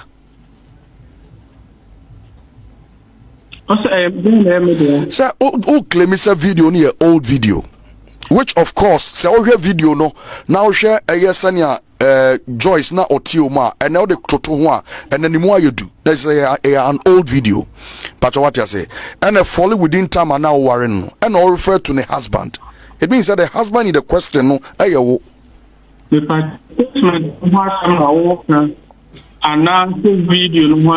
Statement no any video no one sem na me gina so de obisa wasemi.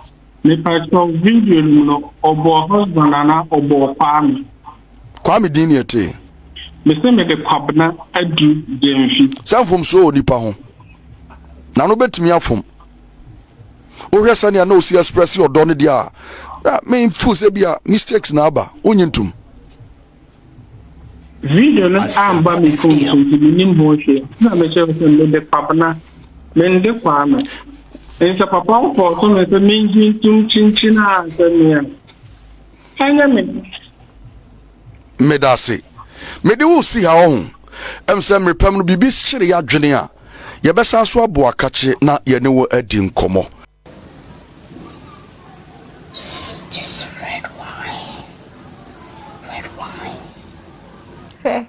I'm sad for her sister. Frankly, my sad for a sister. Obutu abandam pampa na no fumi o. Because the mood and no woman, she was sad. Well, yes, the best high. Yes, the best had na yakoye nyim na baby the show no na baby nso ayedo. Inti no yanko yen free show no mu besa nko dead down no mu daw. Na dead down no mu daw no man kan kwesi otan na comment na ehu. Kwesi otan chema Joyce Blessing. Onkesiu. Now, my problem has the management was it we issue press. No one can do I don't get it. But it's the best ho. Na yanko dead down no mudao. Yanko dead down no mudao. Stone Boy and a wife Louisa, Dr. Louisa was celebrate 5 years. Mo pocho Sandra Kapo photo do mam. Na me celebrate one kakra. Ow. 5 years of marriage. 5 years of marriage. Mo frama ebien. Nyame ehye one papa. Yes, so pai bozo mo wan don share one is Nyame sha one is on share odonu mu kena. Na won kon wenye mza unsa page mezono mizibesa hazini ya mame boatema the Fantador president for the Brothers and Sisters Association Sandra Sanaka po emi producers obiara bebo so maso no hebiara no nyame insure ni bebre masordo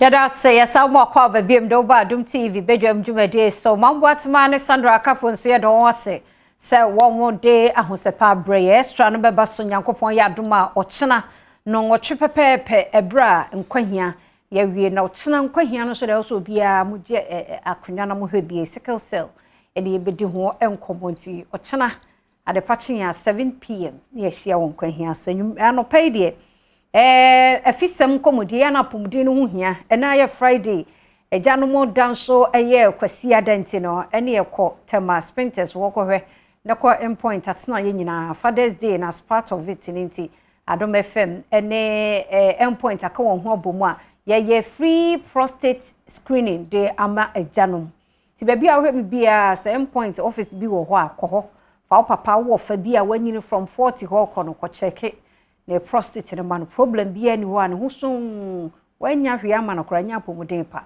nti ye kɔ so sesi amalugu so ameka senti wunye late Bia unim endpoint office bia clinic bia no bura ho se wo papa wo dai wonso wo pese wo be check in prostate de emano me na boafo ya se wo mother romanti ne ete adwamo St Andrew Senior High School oba tan wo pe school pad oba kwa fa ni ekire St Andrew Senior High School na bofra ne school no enwie peye emfa emano your boarding wo ho ti bia wo ti bia wo hwe me a wo tie me wo pese odo oba no ko St Andrews Senior High School abetumi de no akọ Kel Kits toothpaste nso no na yedi twitwi yense emofra adura aba yedi twitwi yesen twitwi obasi anopa ene anwumre abra okọ akoda last na obeye na anwumre ene so obetwitwi ne sen anwumre no se be ya daytime mu nuane a wadi bibia ebe free na numu na akora na nkonya kaka nkora yenya kaka doso temeso obatan enhwe ma oba ye ntutwu ne sen nyina mfiri ho ansa no benyine unya care kit toothpaste ne bi ka ho na utwetwe ne se anopa ne anwumra akra na ye free kidi minister of nso eye nkra duro akra titi o mpa aduane enya se unya ma no aduane bia nso wo mpa me se unya kidi minister of ne bi fama no na akra no enum ono mu a ubohunu se esu ni nyina to atwa esu nwenwe onna na watumi ada ne so te ya na etie ni nyina no ebe free ho de amount Pure Healthcare and so a boy one at the 3p garlic mixture no so aba a pure garlic and ya chimunsu wow ne we ne your day no and they any juice at your mouth wouldn't be a garlic a year when you pay anymore tia no be them boost your immune system no amount blood pressure is it me control no fine so amount ba ubun sa unya pain unya 3p garlic Mr. Nibinumu abeboa enne men kasa bebre fi se Dr. Peninu ankasa agenedwa ewa ha Dr. Prince Nelson Mototi ewa ha se ya ono a na ye duro no ono a ye ni enkomo Dr. no peye mu akwaba da bibia boko de twede mfada roman na dwuma koye oh dwumade a ya boa Ghana nti bibia de na kwa sa wo ma je 3p garlic misanatum papa o garlic de ahwodin no wom kan abakosam kakra kire ya ka se piwak natural health health adwumako ben ya yo anopem da ase na yenchia ya na tiefo na ehwefo a ehwe nyina piwak de wonum se Ghana ha de yetimi asom Ghana papa ya boama apomdempa no etimi akoso na yen yakofa Ghana bibidra yamfan keja na yanwa ye kan one of the best organic drugs at Ghana enya enu ahodo bebre na wodwaman so de yembota ye nyina no se enipa didi a ohome a onom no enoma fim bi mu ko nipadua no mu emmo bi mu ko nipadua no mu sano marketing kita yemfa ye ni wan hu na ede yare ebebreye no sano man ese ye free moja no mu na moja no etimi di nipadua no mafo sane kan na bibi biara ewie peye ede mayen sa ne enu ano no na ne yemfa ahwen kan de na say pure natural de a urade say yeni ahaman no na yemfa yeni adua yemfa na ahaman no ensa enyarewa yemfa nyaduro tisenka janka ahwe de na tim say ne ye pure ampa ene mientie because I'm say 3p garlic mixture no one ye wo yes 3p ye dry wo nyina ye 3p no 3p no ye nikan eno say de bia meka say obi wo ho say garlic no ne wie anase wotene pampan mpo a wontimi ekwan ya ye 3p na faso no e so unique na wonye bi ko ni pedua no wotimi say wonkote pampan bi wanu scent bi enna ye wo ennuanu ahodo bi a eboa ma 3p no eyeso nko wonya obadua so ti ase enna we no so eye natural ya fankeja ya noa de bia meka say akutu anka bofre ye no ansa na edi nyankopɔ ade nzo ye no sa eno so de kote vitamin C kasia pa so ti ase san nnuanu ahodo na eboa ma ni pedua no eno na ye de aboa ma sa do pe eboa na eboa tuma papa e wo Ghana say Ghana fechi bi obedu bia no 3% no achuho papa e nyame ase me benefit what 3p ano pay ma mene etiefo ntwe komo kakra efa e stroke yare njuju yare ho ye be kan no say stroke na say njuju yare a medical condition when the blood flow into an area in the brain is cut off. The brain cells are being deprived of oxygen, glucose, and nutrients, which results in death of cells. The Kenyan said, "We share with nipa nipeduan said yetiana. A drobin and I say intinia a control nipeduan enyina. Na adwene so ehia enwanu no na aboa no mana yeden etimia ye na adwuma eyiye. Ebra drobin asa enwanu no efam kɔ adwene no ho. Se sa drobin emu esi anase se drobin epaya enwanu ese ekɔ adwene no ho nkɔmɔ wona ewo ho no enya eba no sa na sa nkɔmɔ wona ewo adwene ho no na ahya se den ewu se sa de etuwa na echese wanya bibia feden stroke na se stroke by na yenim se moja proso hypertension ye ka ho asem a ene eja kotin wo Ghana wo kwa Ashanti region pa data kire se Ashanti region no moja proso no ekɔso ye pa ewo ho na wo hwɛ sa yare ya most at times no se obibunya stroke na moja proso no ya ade a edi mutentima ye pa eno nti se wo sa yare bia ebetinya mo anya stroke se wo diabetes isi chiyare wantinya nkonto sa yare yi a eno so ebetimi ama stroke enipa wunyini no eya na immune system no ekofom nipaduane so timi go sa yare ebetimi aden ebetimi aba nsa se wantinya nkonto wunsa wonum yi a eno so obetimi be be arteriosclerosis wuntino no ebetimi ayere de dende nti moja no entimi enko eno so betimi stroke eden etimi edi abro anope pi work for say yedi enwanu no papa ena yedi 3p garlic mixture na 3p no purposely eyefo enipa koma no ntini na moja no efamu no eno nti we no enya afi na papa betwen bra betwen say me koyedem 3p garlic mixture no ehema busua ehema obi biara say ne nsanka do bi na emmoye control eye moja bloso no na eboa say stroke bi nyeden enkofa wo haw emreye sa medofo ne eno we do we yemfa ejankan nti doctor no anete ono aneda nyame so no daye a wodi edu na banti wo ka dia ene no o se yenka stroke esanyarwa bebre but 3p no stroke die ne ye boss oba no nche se stroke nkwa da be stroke nkwa obi wo ho a se sa yare be chance ya eya na ne nsa chance se eye nsibiti anansi acheme me pa cho misro se wo hu sa signs and symptoms and se actions dey woni pedua men fa ni agro men twene nkas na we dey say normal anansi cheme ya normal me pa cho se wo di agro a wan hwe ni ya wo bedi kan be fa transient ischemic attack cha se wo ho be hu se wo na ne nsa agoso bi saa ne be bia twe no praku bi saa that's why stiff for some period of time and some body no kura no watimi den move wo says how no men chance obi ho kura na ho a o kasa na ne tchema na wo na mu no entimi nso kasa ye wotitimi dwawa na wani so ha den ebru ni nyina na show signs and symptoms stroke yare den ebro ye di 3p garlic mixture ba se ebebo ama wapom de mpa den etimi awie e di 3p ba ye no enye stroke fon kwa na abo wo mo diabetes mojabuso hypertension abowom omo ntini mo twetwe omo poso mo kutodwe pains pa arthritis 3p garlic mixture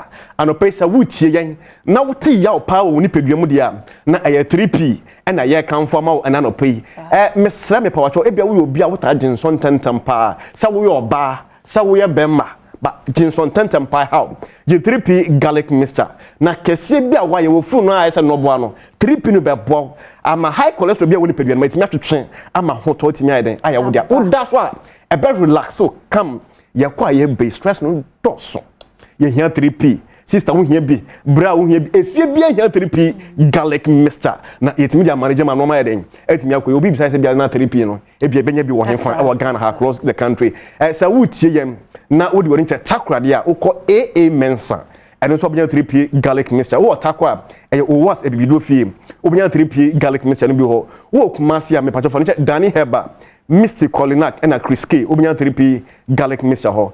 O mankesima ko Jeff Heba. Obinya 3p garlic mixture. Chief Human for enko Adolfo Heba. Adolfo Heba o Chief Human. And also obinya 3p garlic mixture. Se wo bolga Joe Wise eben snake traffic ho pair. And also obinya 3p garlic mixture. Ofa kojo e wo tamale.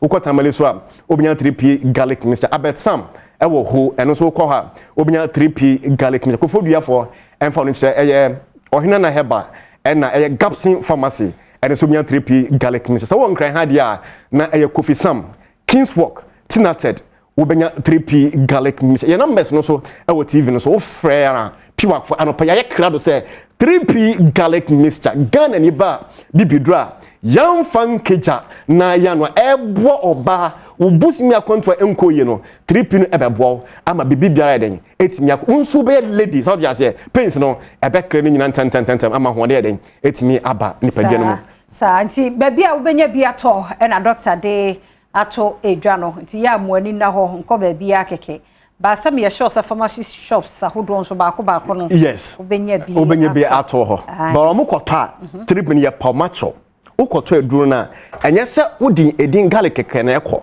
ba wodi edin 3p na eden ekọ enye sa obi bayi bibi fufu eden ahye wonsa na ade a wo hwe ye na ade a wo pe no na obi akoma bibi fufu na ebia wo wie ye no na akonya yare fufu abeto kidney difference between other ones no se wo hwe 3p garlic mixture na niti no ekokọ sauti ase niti ne ekokọ garlic kokọ nso e wo label no so na ya cho so 3p garlic mixture wa wo hwe na daka no so a ye wo eye ne hu green wo ha na ha so yellow kakra ne nya obehu say 3p ukọ na nya say aduro ya me pacho menche ma woni nda ho papa say 3p garlic mixture and so widen waji na aduro no eye so unique na efficacy ne very high won say wo de gu ni wanu mu na de no hya say eye aduma na ebwa kidney any liver south ase 3p dance de nyankopon ya doma ye to aso ye beba na ye Ghana fo dance ya ye difa 3p garlic ukobo no me camera guy we ko anu bi pen ye na okoya asa chere ba but south ase enti the people of Safi bunu ni nyina no 3p o maja to papa enti uko kapeba e wo sunyane am 3p no age ho papa MK jama odwabo so age ho papa ni nyina ye nu pa ye kan efficacy uti sika na ukoto ade na results na wo pe no wenya in fact ha adwen but 3p me da o se su biem ne se emfa garlic no nka se me pe garlic oh yes me ukwa wo se me pe garlic da bi ukwa fe din 3p no ekọ na on mo ani na ho hu asensode ye wo 3p no ho e kire so nso a wo number sa fa ma ye bi numbers ni 0248 928824 0248 928824 anase 020100 another 0021 numbers are piwak ye did djuma wo ya se ofre na ye peje so papa I'm sure pa ye bompa ye said that nso nkwa hoden be wo ho no waba na wabedi adanse na che ye da se papa nti piwak natural health or the 3P garlic mixture bano and ye say doctor no anka number no frɛ wo no wonti bibia se a de akan ni nyawo ahodo bu frɛ na obechechi mo de amount me doctor de si ha asukodo ye dom suko so the first episode no ye de bra mo poultry no ho nsensem he say de jene no say jene bo nso dene te me kwa babrampa be ka me ho na de nkomo Esukodo. We'll take possession of that land on the 1st of July. After say, July busumini mo na mpanimfo si gina ye say, agbogbo si je na adwadifo, e wosi wotu wanse. Adwadifo yi etintimi ene mpanimfo de boani. So ye irimuni ye mamu no. It is also opomu ye wa. Ye ko ye adwuma wan. Only thing one time, all my time and count at least 2 years. Nanso ewi ase no, na mpanimfo di won sunkudimu a, otu wanse de wokopie mu e wa agye nkotoku. Afintemu ni awokoye sai ne dwadie ho nsam esitie wa ya adwuma no e wan wie Koso Adom TV sanse ya boaboa se de dwadie ho nsam ekoso e wa agye nkotoku a ye de besomo afini sai ne dwadie etie Esukodo Adom TV Adom FM eni Asempa FM ene de bro memene de bia enwumre no miensa empire mu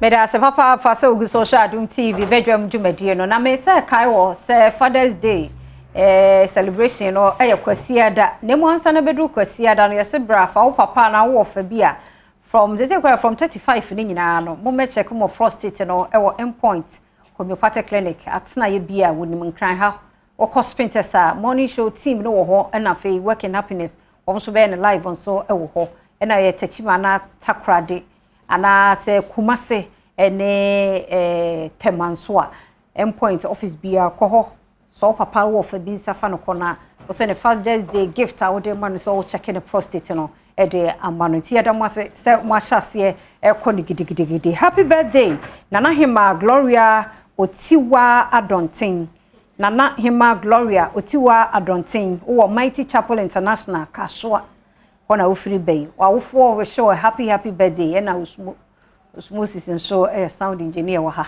we show a happy birthday nyami show papa esukodo oh say de ba yen sakra ye ba poetry ni mu sa ye wram ni wram because nema be brebi wo hon ma se kan news na na no hotra na ko bi dom suko ti memenda we 3:30 ya wote ho no ati enne esukodo nkomodie no jene na jene bonso ayetene nti kwadwome sa abrampa oruna sa documentary wadi ekire yetu wo mu free abobloshi de wo mu call ajinkotoku no e ho nsam ne challenges bi no kwadwo aboabo ni nyina no se sukodo ti o si ewrem be me na mu akwaba da bi abokode am na adum bokode sukodo jen wadom suko jene ni mu se ehwe July 1st na wotu won no wenye wan ye okay nti wotu won no so mbinum ko dom na ase e wo central region okay na bebi abana kasa oje zema hon eye ajinkotoku ez we nche ajinkotoku a hon na woton je ne se de nsama aban ka da obeye no wentum anye ne hina promise and fail about promo nu mo se de wa ye dwuma na nso wanwie nti sentira wo se de wanwie no yame adoma Saturday ebehu sentira wo se wanwie no ezi egwa bie na wo no dom na ase na ajinkotoku tutu ho a dom na ase gwa no so pa market no aton no nya aban na oje ma hon jenefu ni bi na we ho adwen de sabanzi yeriko ajinkotoku da ano me nko mboko dom na ase nti o ma wo mu che ebien na binum ko ajinkotoku na binum ko dom na ase mande bia ye egozida wo dom na ase nti se we nche dom na ase hu de ho market ni se mpemfure mu ne nya ko ho na wahwe a botum akoyin na ajinkotoku ze yentum nkan nsidu de market no da ache anhwa debi mo si wo agbogbohia wo tu won fi won no obotum yes o sande asase kakra oda ho no wose ma abanika da okan hon egua no ho no sisi a encroachers esisi dan wo sa tini nyina na ya boabo anu na first no mba no se ehwe asem na wakoye bien misafo na wato je ne nufi benfu won chen no ohon tu a wotu won won yinje na benyin na wotu won fi ha na won kokko je ne nufi bokna fa so na ni je na waze ba no sisi ase won yinje omoni je ho ba ye beton de na da be na asam be no enti obia na enti se yehwa ye bu sentira ebie ni na afa won yinje na afa so won yinje enti yehwe asase no so abane je to ho no sesi aye ka simple amanfu gunura ho aboblo shi ho no mumpa nso de waja asase no ho nanso amanfu bi ma sha ya tumura gu ho odi ho ye bebi awogunura ntini na ka ho na ya abo anu ya hwe yim de nyame ya adoma I hope say ono abo he kwete wo nte ehwe promo na am so onam ho ba bi nam ka se bi eje ye twa hye mu ho ndi ye hwe nti nyame ya adoma ememende ya 3:30 p.m. Okay. Adom TV, Adom FM na Sampa FM. Nti omanfo onkoda na wanhwe. Ye yize uzika na ye be ye. Tedama ezinka nkan no. Ya hyase. Unde news ne ze nti se ye peda ye dom na omanfo hu wa haw. Nti se bibi so chire obi na adwuno beebi a o ma Adom TV. Ono so team nti ye be dom suko. Ekwan na enye ye be dom suko. Hospital. Adi kutoku na ngasa ansa na boko ho. Okwan na ozo ko market na ngasa no mu no. Iti ama je ne boy den pa was kotoku kura na first na water na bia 120 na 600 na 600 na 500 na 450 onu je ne no nti se okwan na nye na okokofa na odze ba egwamu a ekokoto kura ya odi betum nti ni na ya anwene guda ya me adoma team be na no mo ye adwuma no ya o se ehu omo nti dami edumemi Jonas cameraman Jonas na mini ye demi edumemi bibia yeko bia mini Jonas na yeko na drivers no so Bent na Amos na ye demi edumemi Alex na oye editor na oye editor oni ne ba isando ayo maya de boys no so oye abna biofia ajuma ama so na anochwaba nso ye bi maya de edwuma ne de se obia so so afan na ona wabo ansuma de urubo no record no nti graphics David nti ni na aka ho no osuma maya de yeguda ti Saturday e wa Adom TV ene FM 3:30 beba ti se de kojo kan ye no wo ada concern bi nso a wo de ba ye bedom sikodi ama ye ma ne nsi ho a mampanifo no omofo mo hu ni sa be hyehyɛ bo akese be Rezi hopes fi be wi eche na adan nkwanta e say de hwe ma mo nko ne sa wo kan be bo achiri e si eche na etro kan so o mbete ati ase o ma ni nyina ni ye ana akojo mbwa dam ha no Saturday 3:30 ya dasi ne esikodo edisi ha ni ya dom suko e bi ehye bia no ye de bebro mu ti ye memenda na se ne ye hia na ne ejanom a mo hye ye si ye ni hwe kura no ene endpoint akan bomu mema ne dɔɔso ede ya ne yebeto amamo so wo nkwa wo ade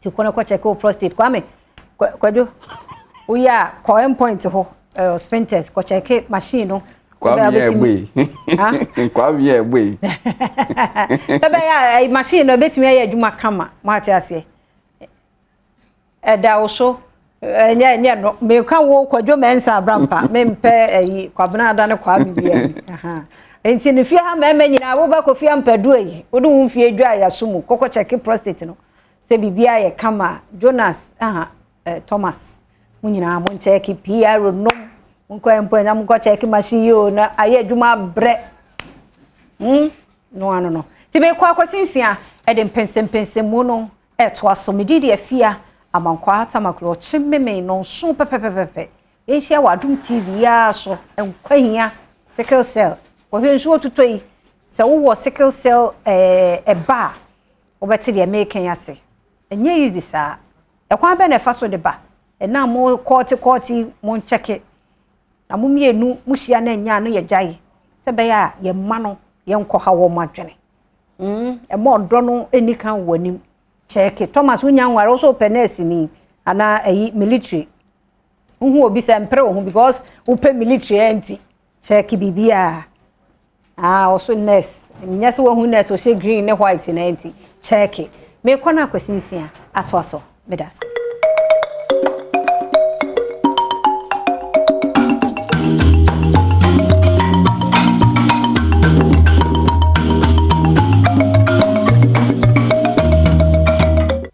Yes, ama etiefo ne ahwefo nyina akwa babiem. Ebra so se ye de empensempense mudwumadie ebeto aso de amaw.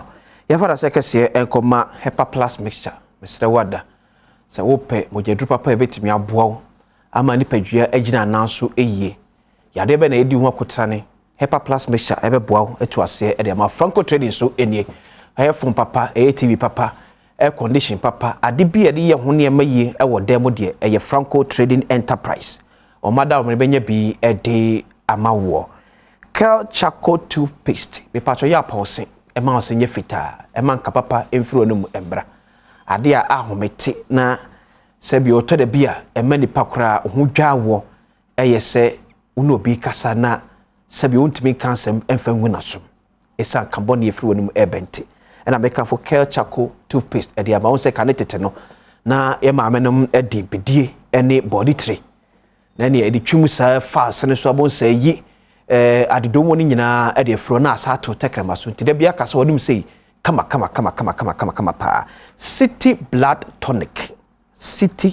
Tonic mojadu papa ya onya bi enmo tim se enma nyina be koye e de amasa nyime ko na so asre mere empense mu ebre eto aso ewo bedwam dwumadie so ede amamedin de akwasi ensia se de bia da o man hene kwabena asante eka no yenka ho ntam ne enhyebo enka nkire ho se ye beboa ama ye mpotamu ye mantamu ye bro no ye frisuo ye mantam ye man ye friso etumpon afantuma pa ede ye frente me samtia me ye asantema mpon ni de hie me hyem ho bose ne mesume ye aboa ma asantema tumpon afa ne tuma pa de fra ena me nso me ye ede atai asantema ne penfo nyina enso echi epenfo atenase penfo ne no ba bedi enkomo ye Clement Opoku Jemfi DC edema Amansie South mesre no sanso ena Abbas Nuruddin Ashanti Regional Communications Officer edema NDC Amanyuku no enkomo ba bedi etiawa ne rikanfa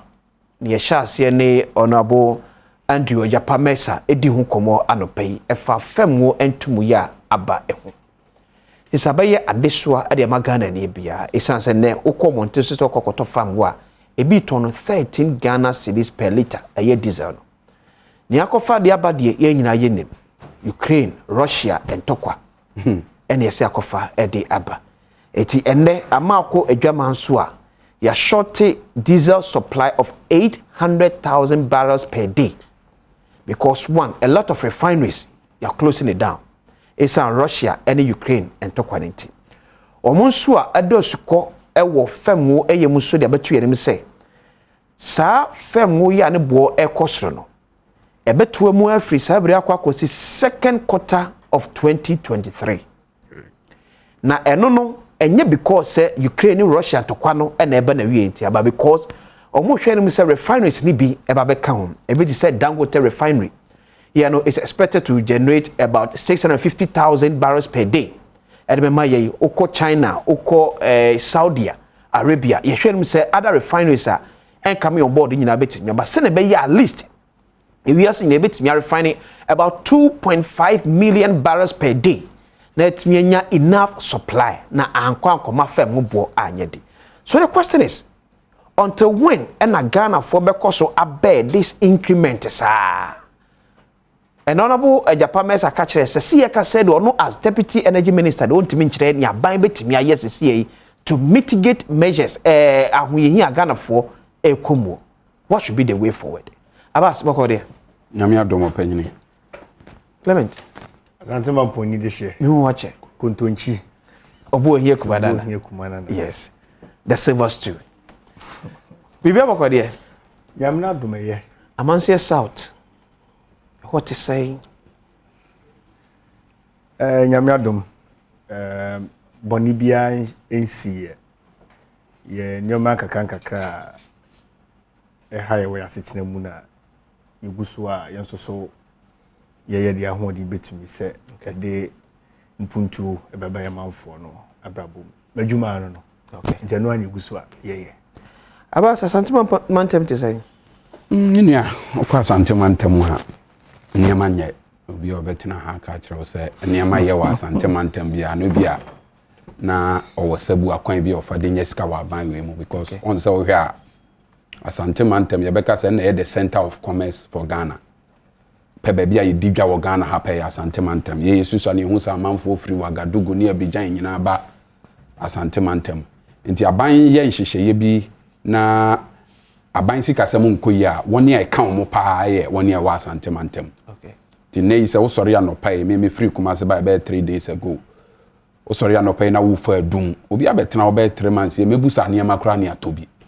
wo ko eye moro market ba bia ye ton paboa yi wo ko patase ba bia ye slippers na se wo ba Asafo Coast omu ho na se wo ko soko ban Wood Village na amayanka di obi e kan se eniema agency mu niema ayedai agency repe na niema agency repe na nye sebi yentima mufo nko a DC is fo nyina are affected because owura yote hai ade anase sikapudu a waso onya edi to ne district 1 na mo pa eye district assembly common fund district assembly common fund so no eburu 1 year yentua bi Clement wo de aba yentua bi meba yentua meba wo de ma se bi abenya o time o bisa se o wote se no kwa thesis no ba me pa chawo okay abas asa ye this is here MMDC is na me hu se mfie bosome nwotwene yentua omoka entine DC is na adwane nya me nwanwa se menua adwane ye free Asante mantem to abankran because onye party executive o ye DC to obekọ radio so kran ka be ye within Asante region but pressure e ba no wa abankran pressure aba DC so ama na yetimi free DC na nado DC yetimi ka se wo wonte bosome free wu DC ye say onkofo so omo hu o say an ka kire omo se mawu Clement come for naba what to say ni wona TV be nti also money defend common fund aba me no ka say aba dey na ba even last week okay last week opa confirm from DC bia you common fund okay nti say but you backlog and I say way forward on say common fund say the thing here you try to quote bia nti over the years over the period there e backlog bakum yinu e wo because say ejeje a the koto consolidated fund num na yate e dey aba enti nye se enye sika ya ye be standing orders bi e wo banka ye dey connect wo assembly no bank account okay yete taxes na aba enye sanete okay ye jijiri nyina consolidated fund num na ye the formula na ye de che no ache enti wo ye dan there will always be a backlog. At least one or two. Near Abbey backlog say na ewo. Akamienu. Yes. That's quarter bay. Aka this year can say first and second quarters. First and second quarters. Yes. Honorable one say aban common fund no. I'm telling you. Aban de ka 2.6 billion and we release 300 million. And this is the aban Abbas unye DC me say me matter of public record public record me say aka some me na account holder go and check from either Bank of Ghana or NIB. I am telling you say even as at last week okay get your common fund there's never been a system national insurance you drew to say you second quarter na see just second quarter common fund NC it's a we wrap third quarter good no so third quarter na ba Abbas fuel prices cost yo Andrew Ajapa Mesa se see e kasa die ontimi nkyere ne aban hyehye pa egu akwan mu se ye de mitigate abuaso amanfo asne na another question no yes a finance ministry and a bit me a year no yo what should be the way forward menua medawase wo hona sometimes utie omampanyina Kufuado ne Dr. Baumi aban mu mpanyimfo nsem bia how by was say or more be ma kwankyere magana fo nya ahotoso utie omo nsem no omo kanu a okay ya na areho because on some ne dodo na ya na nukuri bi anim ya hyeda say ye de etum futuro agu omanfo ani on say wo hwe Ghana emprempren ye petrol price build up no a eye niema miensa opanyine wo tie me niema miensa na influence the price of petrol in Ghana ha. Sure. One, the world market price. Okay. Two, the exchange rate. Pato wutie. Sure. And three, taxes are the good petrol so. And now me no woka say taxes mako a good petrol so ye 18. Taxes mako 18. Margins any taxes no near ye 18. Emu be ye nsia de o mampanyina kufu ado aban we ye ba ye na de ba ye. All the margins now can taxes on. Ni na ye taxes say ye to aye tua. Na nya margin nya tax ye de. Say ye bua ma ye say ye ntua. Okay.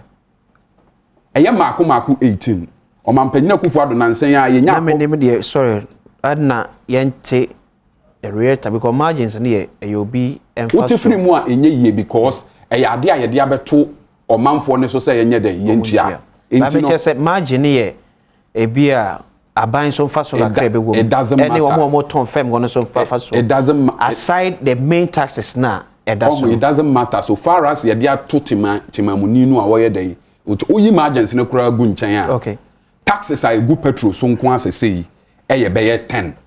Okay. A mobile no man penina kufuado na diaba.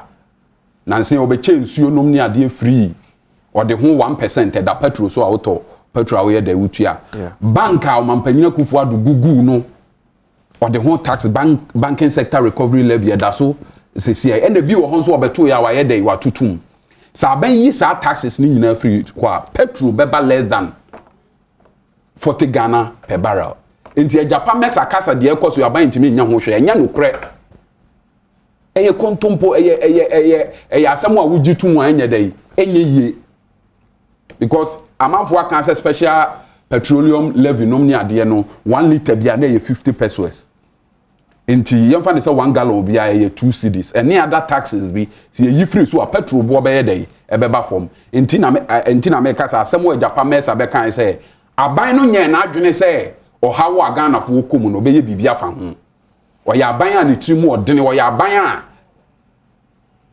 o ye kotobe kuma aban a ade obeyama Ghana for you come adwoye no onye dey onye. But at least 2021 say or suspend price stabilization levy for about best of 4 months.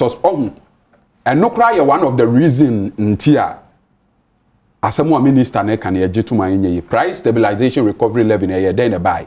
O mampanyini John Dramani Mahama na 2015. O sesa petrol bo e wo form. Enti yemfa to obi mra ye betete e de ato ho.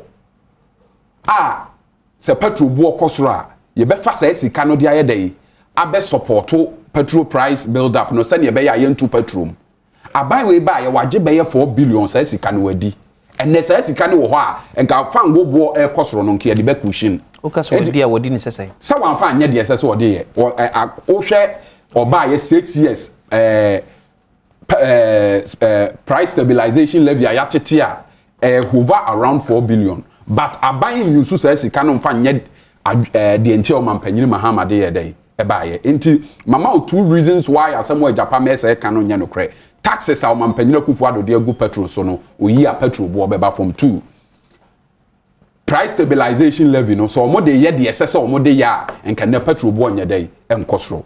And is it true say Ukraine and Russia and talk na ma sometimes yes, I'm Penina Kufuado, and Dr. Baumianso, a bit dear dear, and my man for who said your mo, because opposition send you no music Cassana dear. Now say we are some young saying now, Mutrimun, the was over your mobile. Ghana no, or how be anya day, Bomuba and Fianciano. Bibia Coboni be a no more, at the Papa Bia de Omoba Jeffa. Or mobile first 2 years, almost oh, or Mampenina Mahama say economy, or Mampenina Mahama say economy. Ye two abawi after almost COVID, after almost Ukraine. Ewiasemu nyina petrol ewiasemu ope countries aye import petrol efiri omo ho a and say we had the first 5 top producers of petrol no and say wiase nyina ba bia petrol dodo pa ye wo ba bia efiri ho Strait of Hormuz between Saudi Arabia and Iran enunti na mere bi America ne Iran for ntokwa ne ya Iran for ka so mo be blocko saa straight no America for any bre ya no because saa straight ne blocko a ebema petrol boa ye dey akosoro because 1/3 of your petrol you consume no ho na ye dey ho na free ba petrol be you consume from Russia and Russia ne Ukraine toka ebema petrol boa akosoro wo and net ade ba kwa asama petrol boa akosoro dollar nti se wa buy ne manage dollar ni yi and a dollar no nko fom a enka petrol boa nya dey enko fom so the government is trying to blame its incompetence especially Dr. Baumia wo say watch a dollar alo kono de safo akoma IGP and the dollar na gene ho dwane dollar break 8 ama bibia aboa ye de ekosoro Ghana the Ghanaian economy is essentially an import dependent economy about 80% of a niema ye di ni wa ha no ye kokra na ye de eba nti dollar bo okosoro a e kire se wo hia ye sika no dodo na wo de anya dollar first na wo ye de unya no e te se obi a wo kumase a wo didwa a okra niema e wo China anase Dubai o mampanyini Mahama type na opɛ $10,000 a na ye 420 million and na 42,000 and na anda o mampanyini Akufo Addo mo so mo be manage economy ni no o pesa the same $10,000 no a 800 million. That is what is happening. So petrol bo kosro tena ka mu koto petrol na petrol bo kosro no say Dr. Baumia ne na Nado Danko Akufo Addo mo ntimi manage dollar ni ya ama dollar no ekɔ from no ama yesi di nanimu gu ase no eno na ama petrol boa ye de cost because we global world market price na can cost rubia say see ma check it world market price for petrol $105 it be 110 one but is it the highest we have ever gone under Mampanyini Mahama 2014 1 barrel of crude was selling at $130 ye nuru ho 2014-2015 near to 1 gallon e wo wiase adwaman so $135 and no ama ye ntimi antu petrol mu ama petrol antran 20 cedis kra enti die enti na ye to petrol 105,110 per barrel e was my price e control naturally said there are other internal factors was all Mampanyini Akufo Addo ye dey ehwe na omo jai emfuturo akan bi omo pese omo betugu ye ni no eba ya tax a watete ato ho a ye se fa subsidize the petrol usi sika ni ho taxes a udi agu petrol so yi na ye ho ntoya a usi wuntimi manage dollar enso na dollar no cedi ne nkosoro na dollar ne mra fom a eno so usi wuntimi 1st of May 2022 May Day Mampanyini Council was say wo share taxes a eda yemfu so a ema omai about 4 billion Ghana cedis Ghana focus wonya ebedin taxes be na wo free say Mampanyini betimi agum ye betimi de ahonhan kakra ebeba omanfo so sa asem o Mampanyini kan ye no expose no ma obi ahunu say bi o kan asem ne de ho to so a emwa because in opposition sa taxes now describe one as nuisance taxes extra taxes asem na me ka kire we okay. He described this as nuisance taxes. Or say your taxes are unya or mubo mubetwam. After the taxes ne mano 4 billion o yifri wa enye. Enti Mahama de ode ba ne de na a new reason bi enti ode ba ya na. No na nti na make say emre ne hyebre apa Mampanyini Akufo Addo. Taxes be na Dr. Baumia eno na make catch say ono a the COVID levy ato petrol so yi a petrol bo be ba fom. Okay. Banking sector recovery levy o yi a petrol bo be ye dey. E be ba fom. Special petroleum levy o yi a petrol bo be form and na stabilization levy no a o Mampanyini Mahama de ba isi yemfa nkuchi a wo use sika ne de yard foforo no o yi a petrol bo ye dey e be ba form enti se de mesre ne se aban panyimfo be ka asem anasa o mo de asem bi fam so to Ghana fo animo a eni kwan se asem no mo gemine wo se mo nso mo probu asem o Japan me se kan utie mi nkyerɛkyerɛ mu ya wo se na asɛm no nya no korɛ so ka sɛ o twamfo nyini bi kyerɛ Ghana fo sɛ aban ntimi nya petrol ho hwɛ nya no korɛ because all the taxes aba we here beba from o ma no dollar ni here be de beba from na petrol de wunya sika subsidize ba yetimi nya sika ko han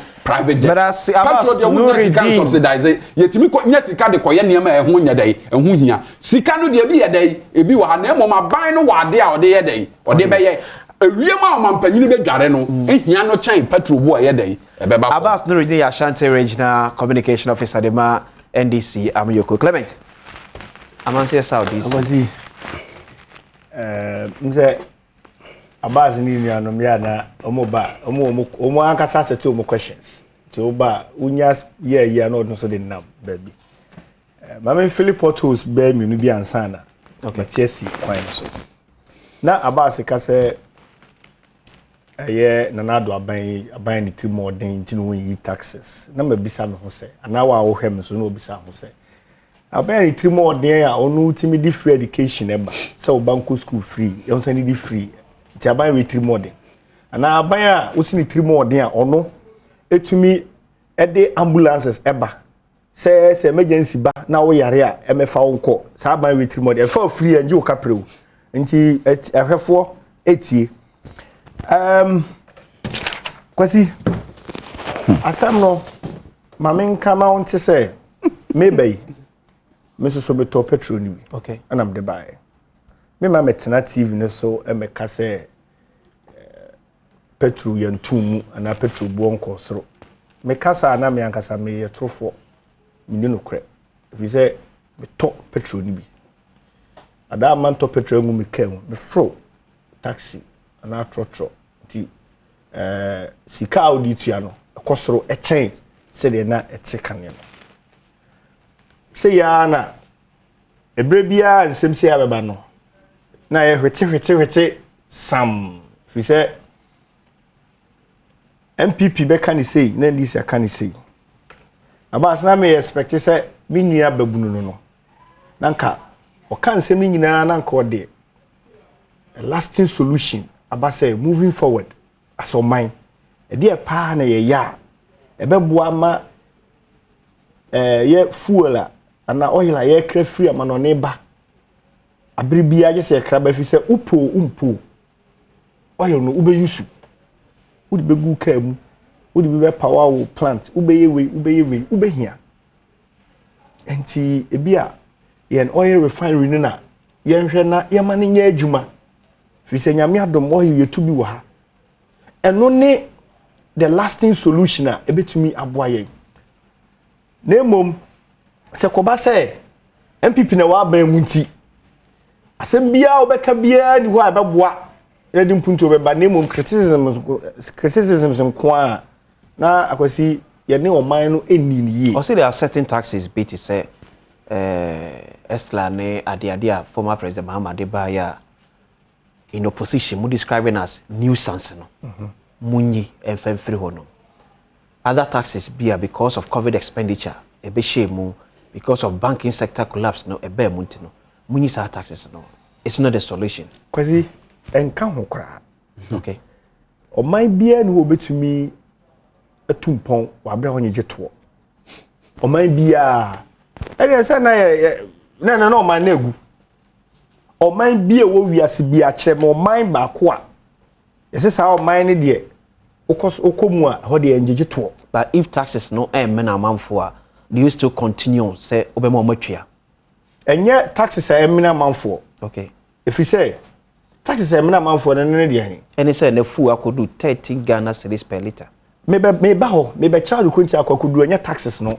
enko a ono ankasa ma the three thematic areas a ye share edma fuel ekosoro okay the taxes no one component of it cause opanyi bi ka asem bi o say onnoa yarefo aduane a yeniye wani a ubidi a very deep and profound ti say ne enu ma si amama so covid a minu mienu ya na anwene ho say yare bi beba be ma amanfo kra be hye de me no kasai ye wadwuma efo bi omuda so ti fie they are working from home but etu omuka abayadwumani wane no me more institutions needing no be say it should be a yes be on adwuma say working from home e be out of so it means say the pan year adwuma yes out of 4 weeks no or office 2 weeks but e be try na kabo so me but me chance say owo fie no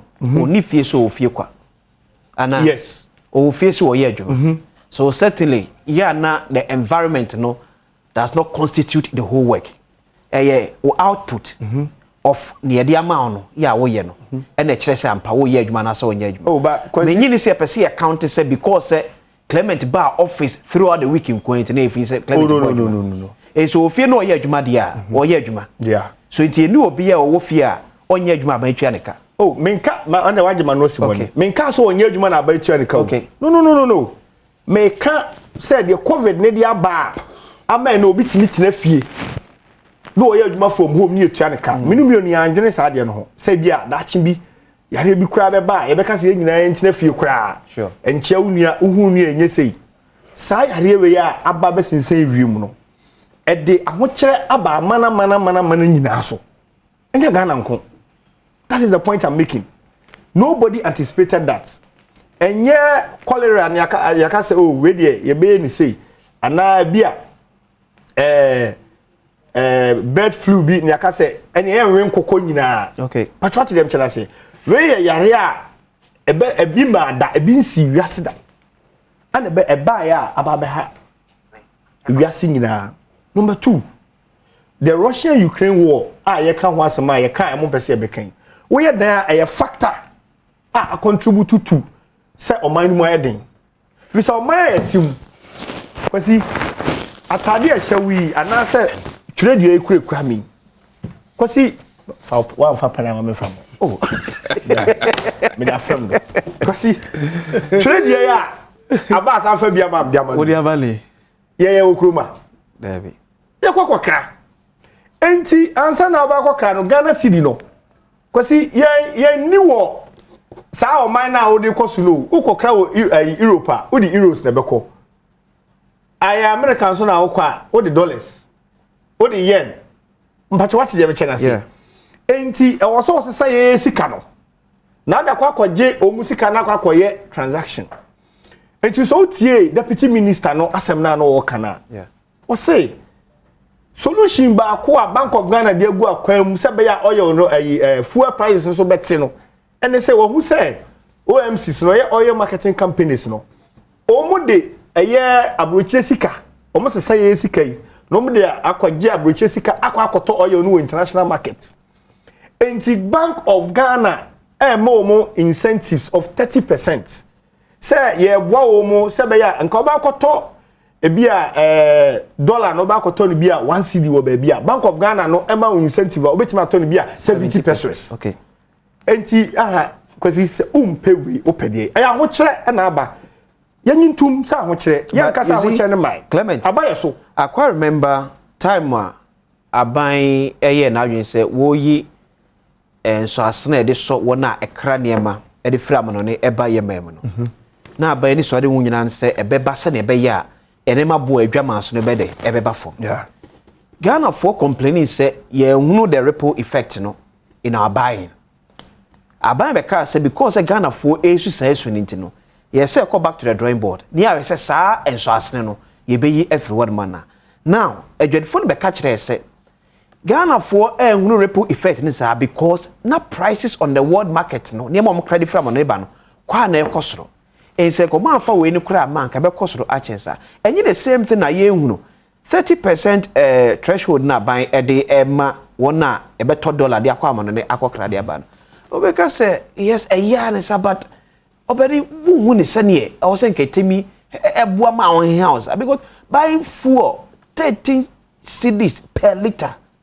anonya de do Clement kabom gallon yes say anonya me di kan me ka kiro say me tobi ana mbetena ena sika auditor no abi nam som de to nti me ma metena ha se medical kan say ano nya den na bia se bi Ghana fo ne kasa dodo ana ye ho ye num ne ye hini ne ye titi enya no kre kozi we ye interim measures a ye dey ato akwem nti na me ka say what is the lasting solution medical te ba ko say kwan ye be fa so bia ye oil refinery no bia e be mana ye adwuma kese na bi ebenya ba kumpo ayede aka ho maybe atwam na Nigeria for mtumi ni atwam anso se gas ya mama gas bio yenye sei mekai aba so be kaya se yenya Ghana gas yi kwasi once I want time chese ansem ni bio sure and no any the lasting solution it is se e ka sei the yen oil refinery no ye manage adwuma yie na yen sound so cry si bi nka ho we going forward yes ye ka say now kwasi me ba asam na okai no say ye de ye so masene no ensa amba back to square one. Okay. You see, there were internal factors and there were external factors. Yeah. Internal factors here, there were who control over it. Which me, I am external need only control. External no, we control. Clement na menya adwuma we abonten emfamra esi na mesa emra onche. Ogusu ehwe Badwam live on Adom TV. Be bye here.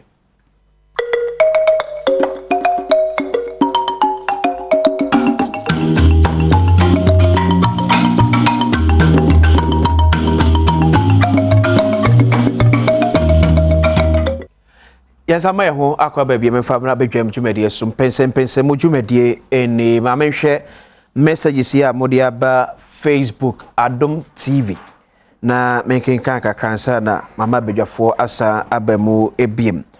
Yeah, and so say NPP should stop talking about free senior high school. It's a bomb. What's the price of barrel between 2016 and 2022? Ghana problem is different from Germany. Let the cedi drop to 4.2 as it was in 2016. Anthony Leo Papella and so anyway Ebai. Abbas Nuruddin is funny. Everyone is aware that what is happening now is not a homegrown challenge, but a global one. Under John Mahama-led NDC government, it wasn't anything different. John Mahama came in with Dumso, later gave Ghanaians higher, unemployment was also high. Bus branding, SADA, JIDA, etc. Mahama told us to pay for more if you want light to stay. On we paid, but still the Dumso was still persistent. If NPP isn't performing, NDC is never and will never be an option for Ghanaian development. Richard Odro, a champion, and a way buy. Petrol was bought for $130 in 2014 and 2015 in world market. In which world, Abbas? The highest ever was 2011, around $111 under President Mills. Abbas, please get your fact. Mr. NPP man, you have turned Ghana upside down and doing unnecessary projects with Ghana money. 2024 is just around the corner. Grace Owari and so Edie no. We say Bermuda, Monaco, and Bahamas and the United Arab Emirates are 4 countries that do not have personal income taxes. Let's Ghana learn something from them. Prince Jima Boate and so Edie no. Germany, USA, UK, etc. are feeling increase of fuel price increase because of one thing. But Ghana is feeling more hardship because of super incompetent Nana Baumia cities depreciation abamuo. Only taxes that do not bring any fruitful development to Ghana is being put on Ghanaians. Ghana cannot be compared to Europe. Anthony Liu, NSA, anyway, a buy. Akwasi, tell the DC, what has free SHS done for us? You said some people are staying in the house and get paid. Mention their names. You said you can't. Ghana is doomed. Francis Oxford, Nyame, Ena, anyway, buy. Clement, Mama, 1 minute now, Efaland, and Memko, the other topic. What he said, na make earlier, Namanugusu America. Okay. Mamma, forced landing. Fuel no be to be. Ubi on to be so efaka utia kasika. It's yatuma yantum so enye. But remember, say emprempre eka say as a member of the governing New Patriotic Party, dear now officer abayen and menu ye betimi aboa amasa or how na femwo entumide bay ebetimi akofo.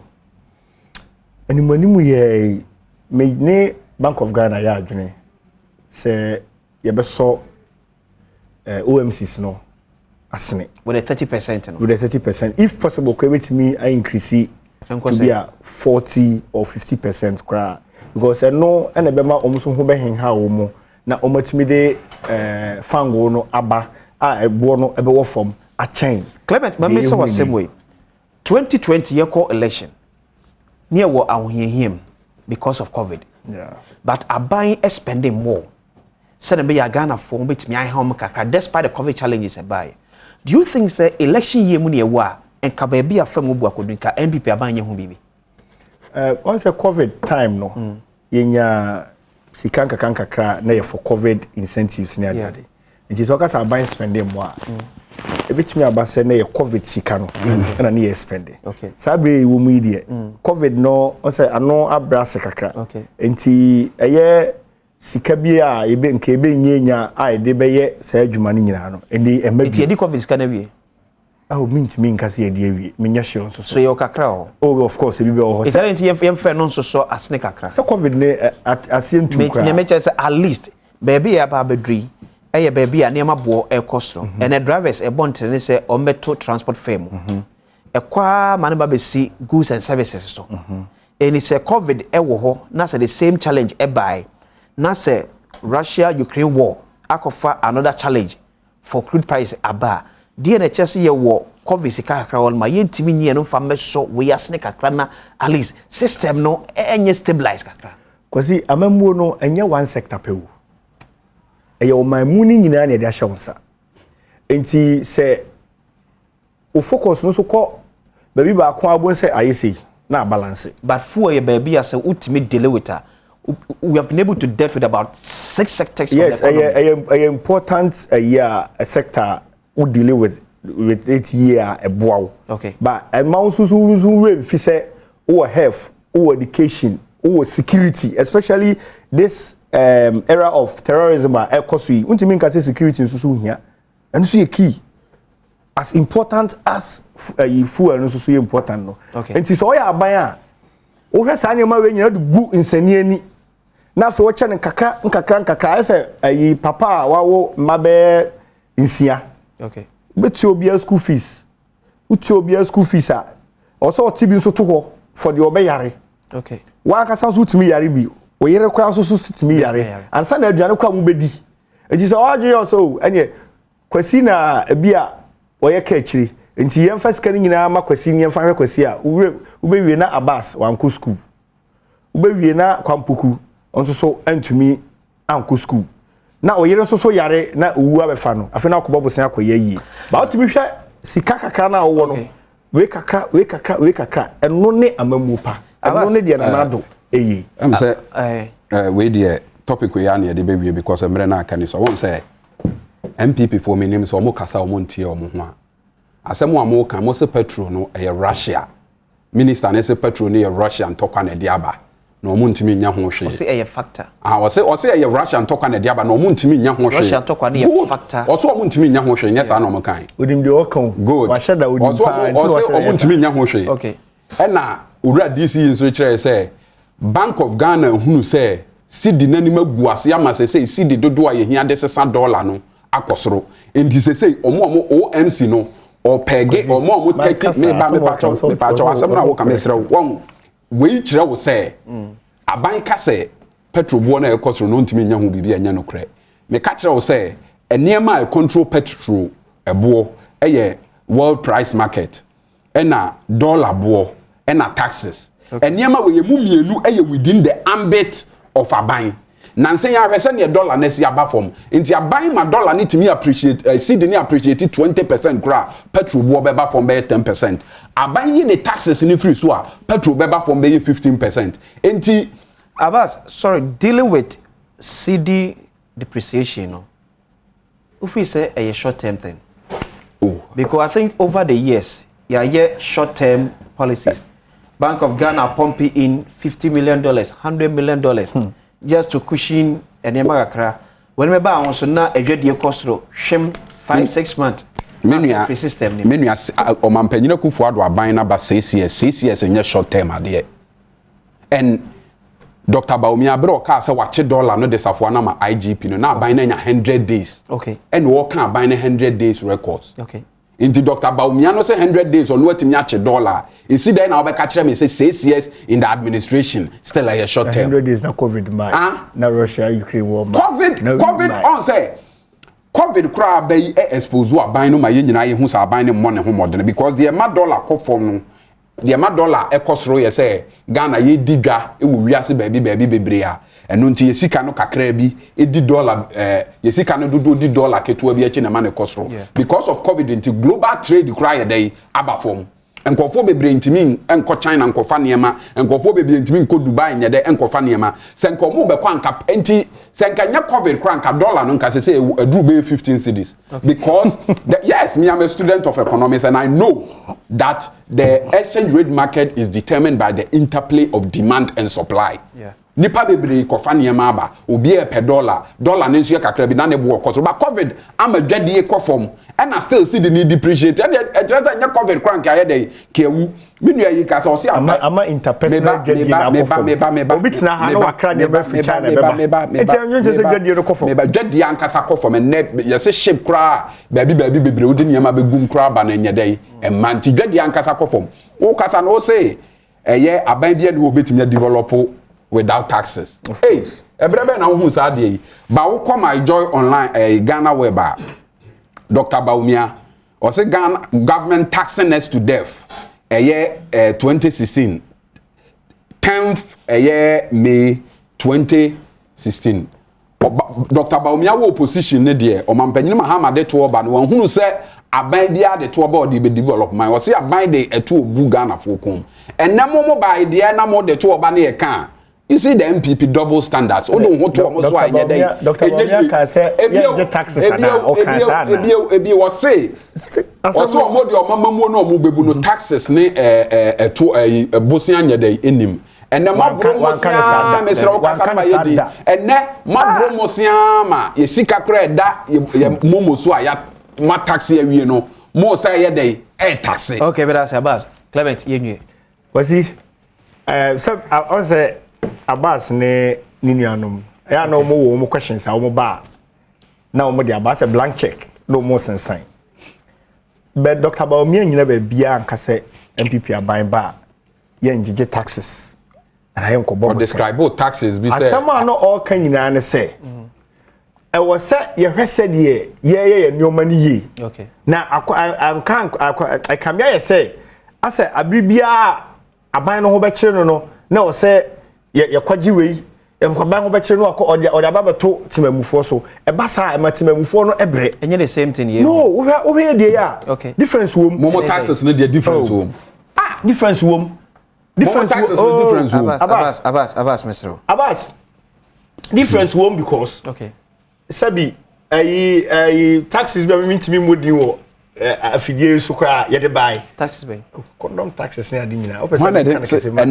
and sanitary pad ye tax so na do adaroma sa ne mani nyina atwam sabi sekan a ne ade do nyina sa ne man na Dr. Baumia e kan ho asem so cumulatively Nana Akufo-Addo buy taxes kofma na se kosoro me nye that research but from the economy the metimi aka cho say ekofom taxes kofom oh yes are you sure hey okay honorable ne or can say be a enhu ye pa Abbas asem be nehu o mampanyin the benchmark values about their two pharmaceutical products so pharmaceutical product condom ka ho and na pad ma use kura ka ho enne opa ko busa pad obo sabi so sabi nya do we nya asem anka wo say e kan ha but ne sikan ye the taxes benchmark values ato agricultural inputs so sikan ye dey e ka ho enti enne misro me ba o ka asem na enne say adwuma e dey wo Ghana hapa ne say wo be fa o dey yen kasa one misro me kasa me ba enya o time wa kasa wi dey wo ka bia wa I am me who has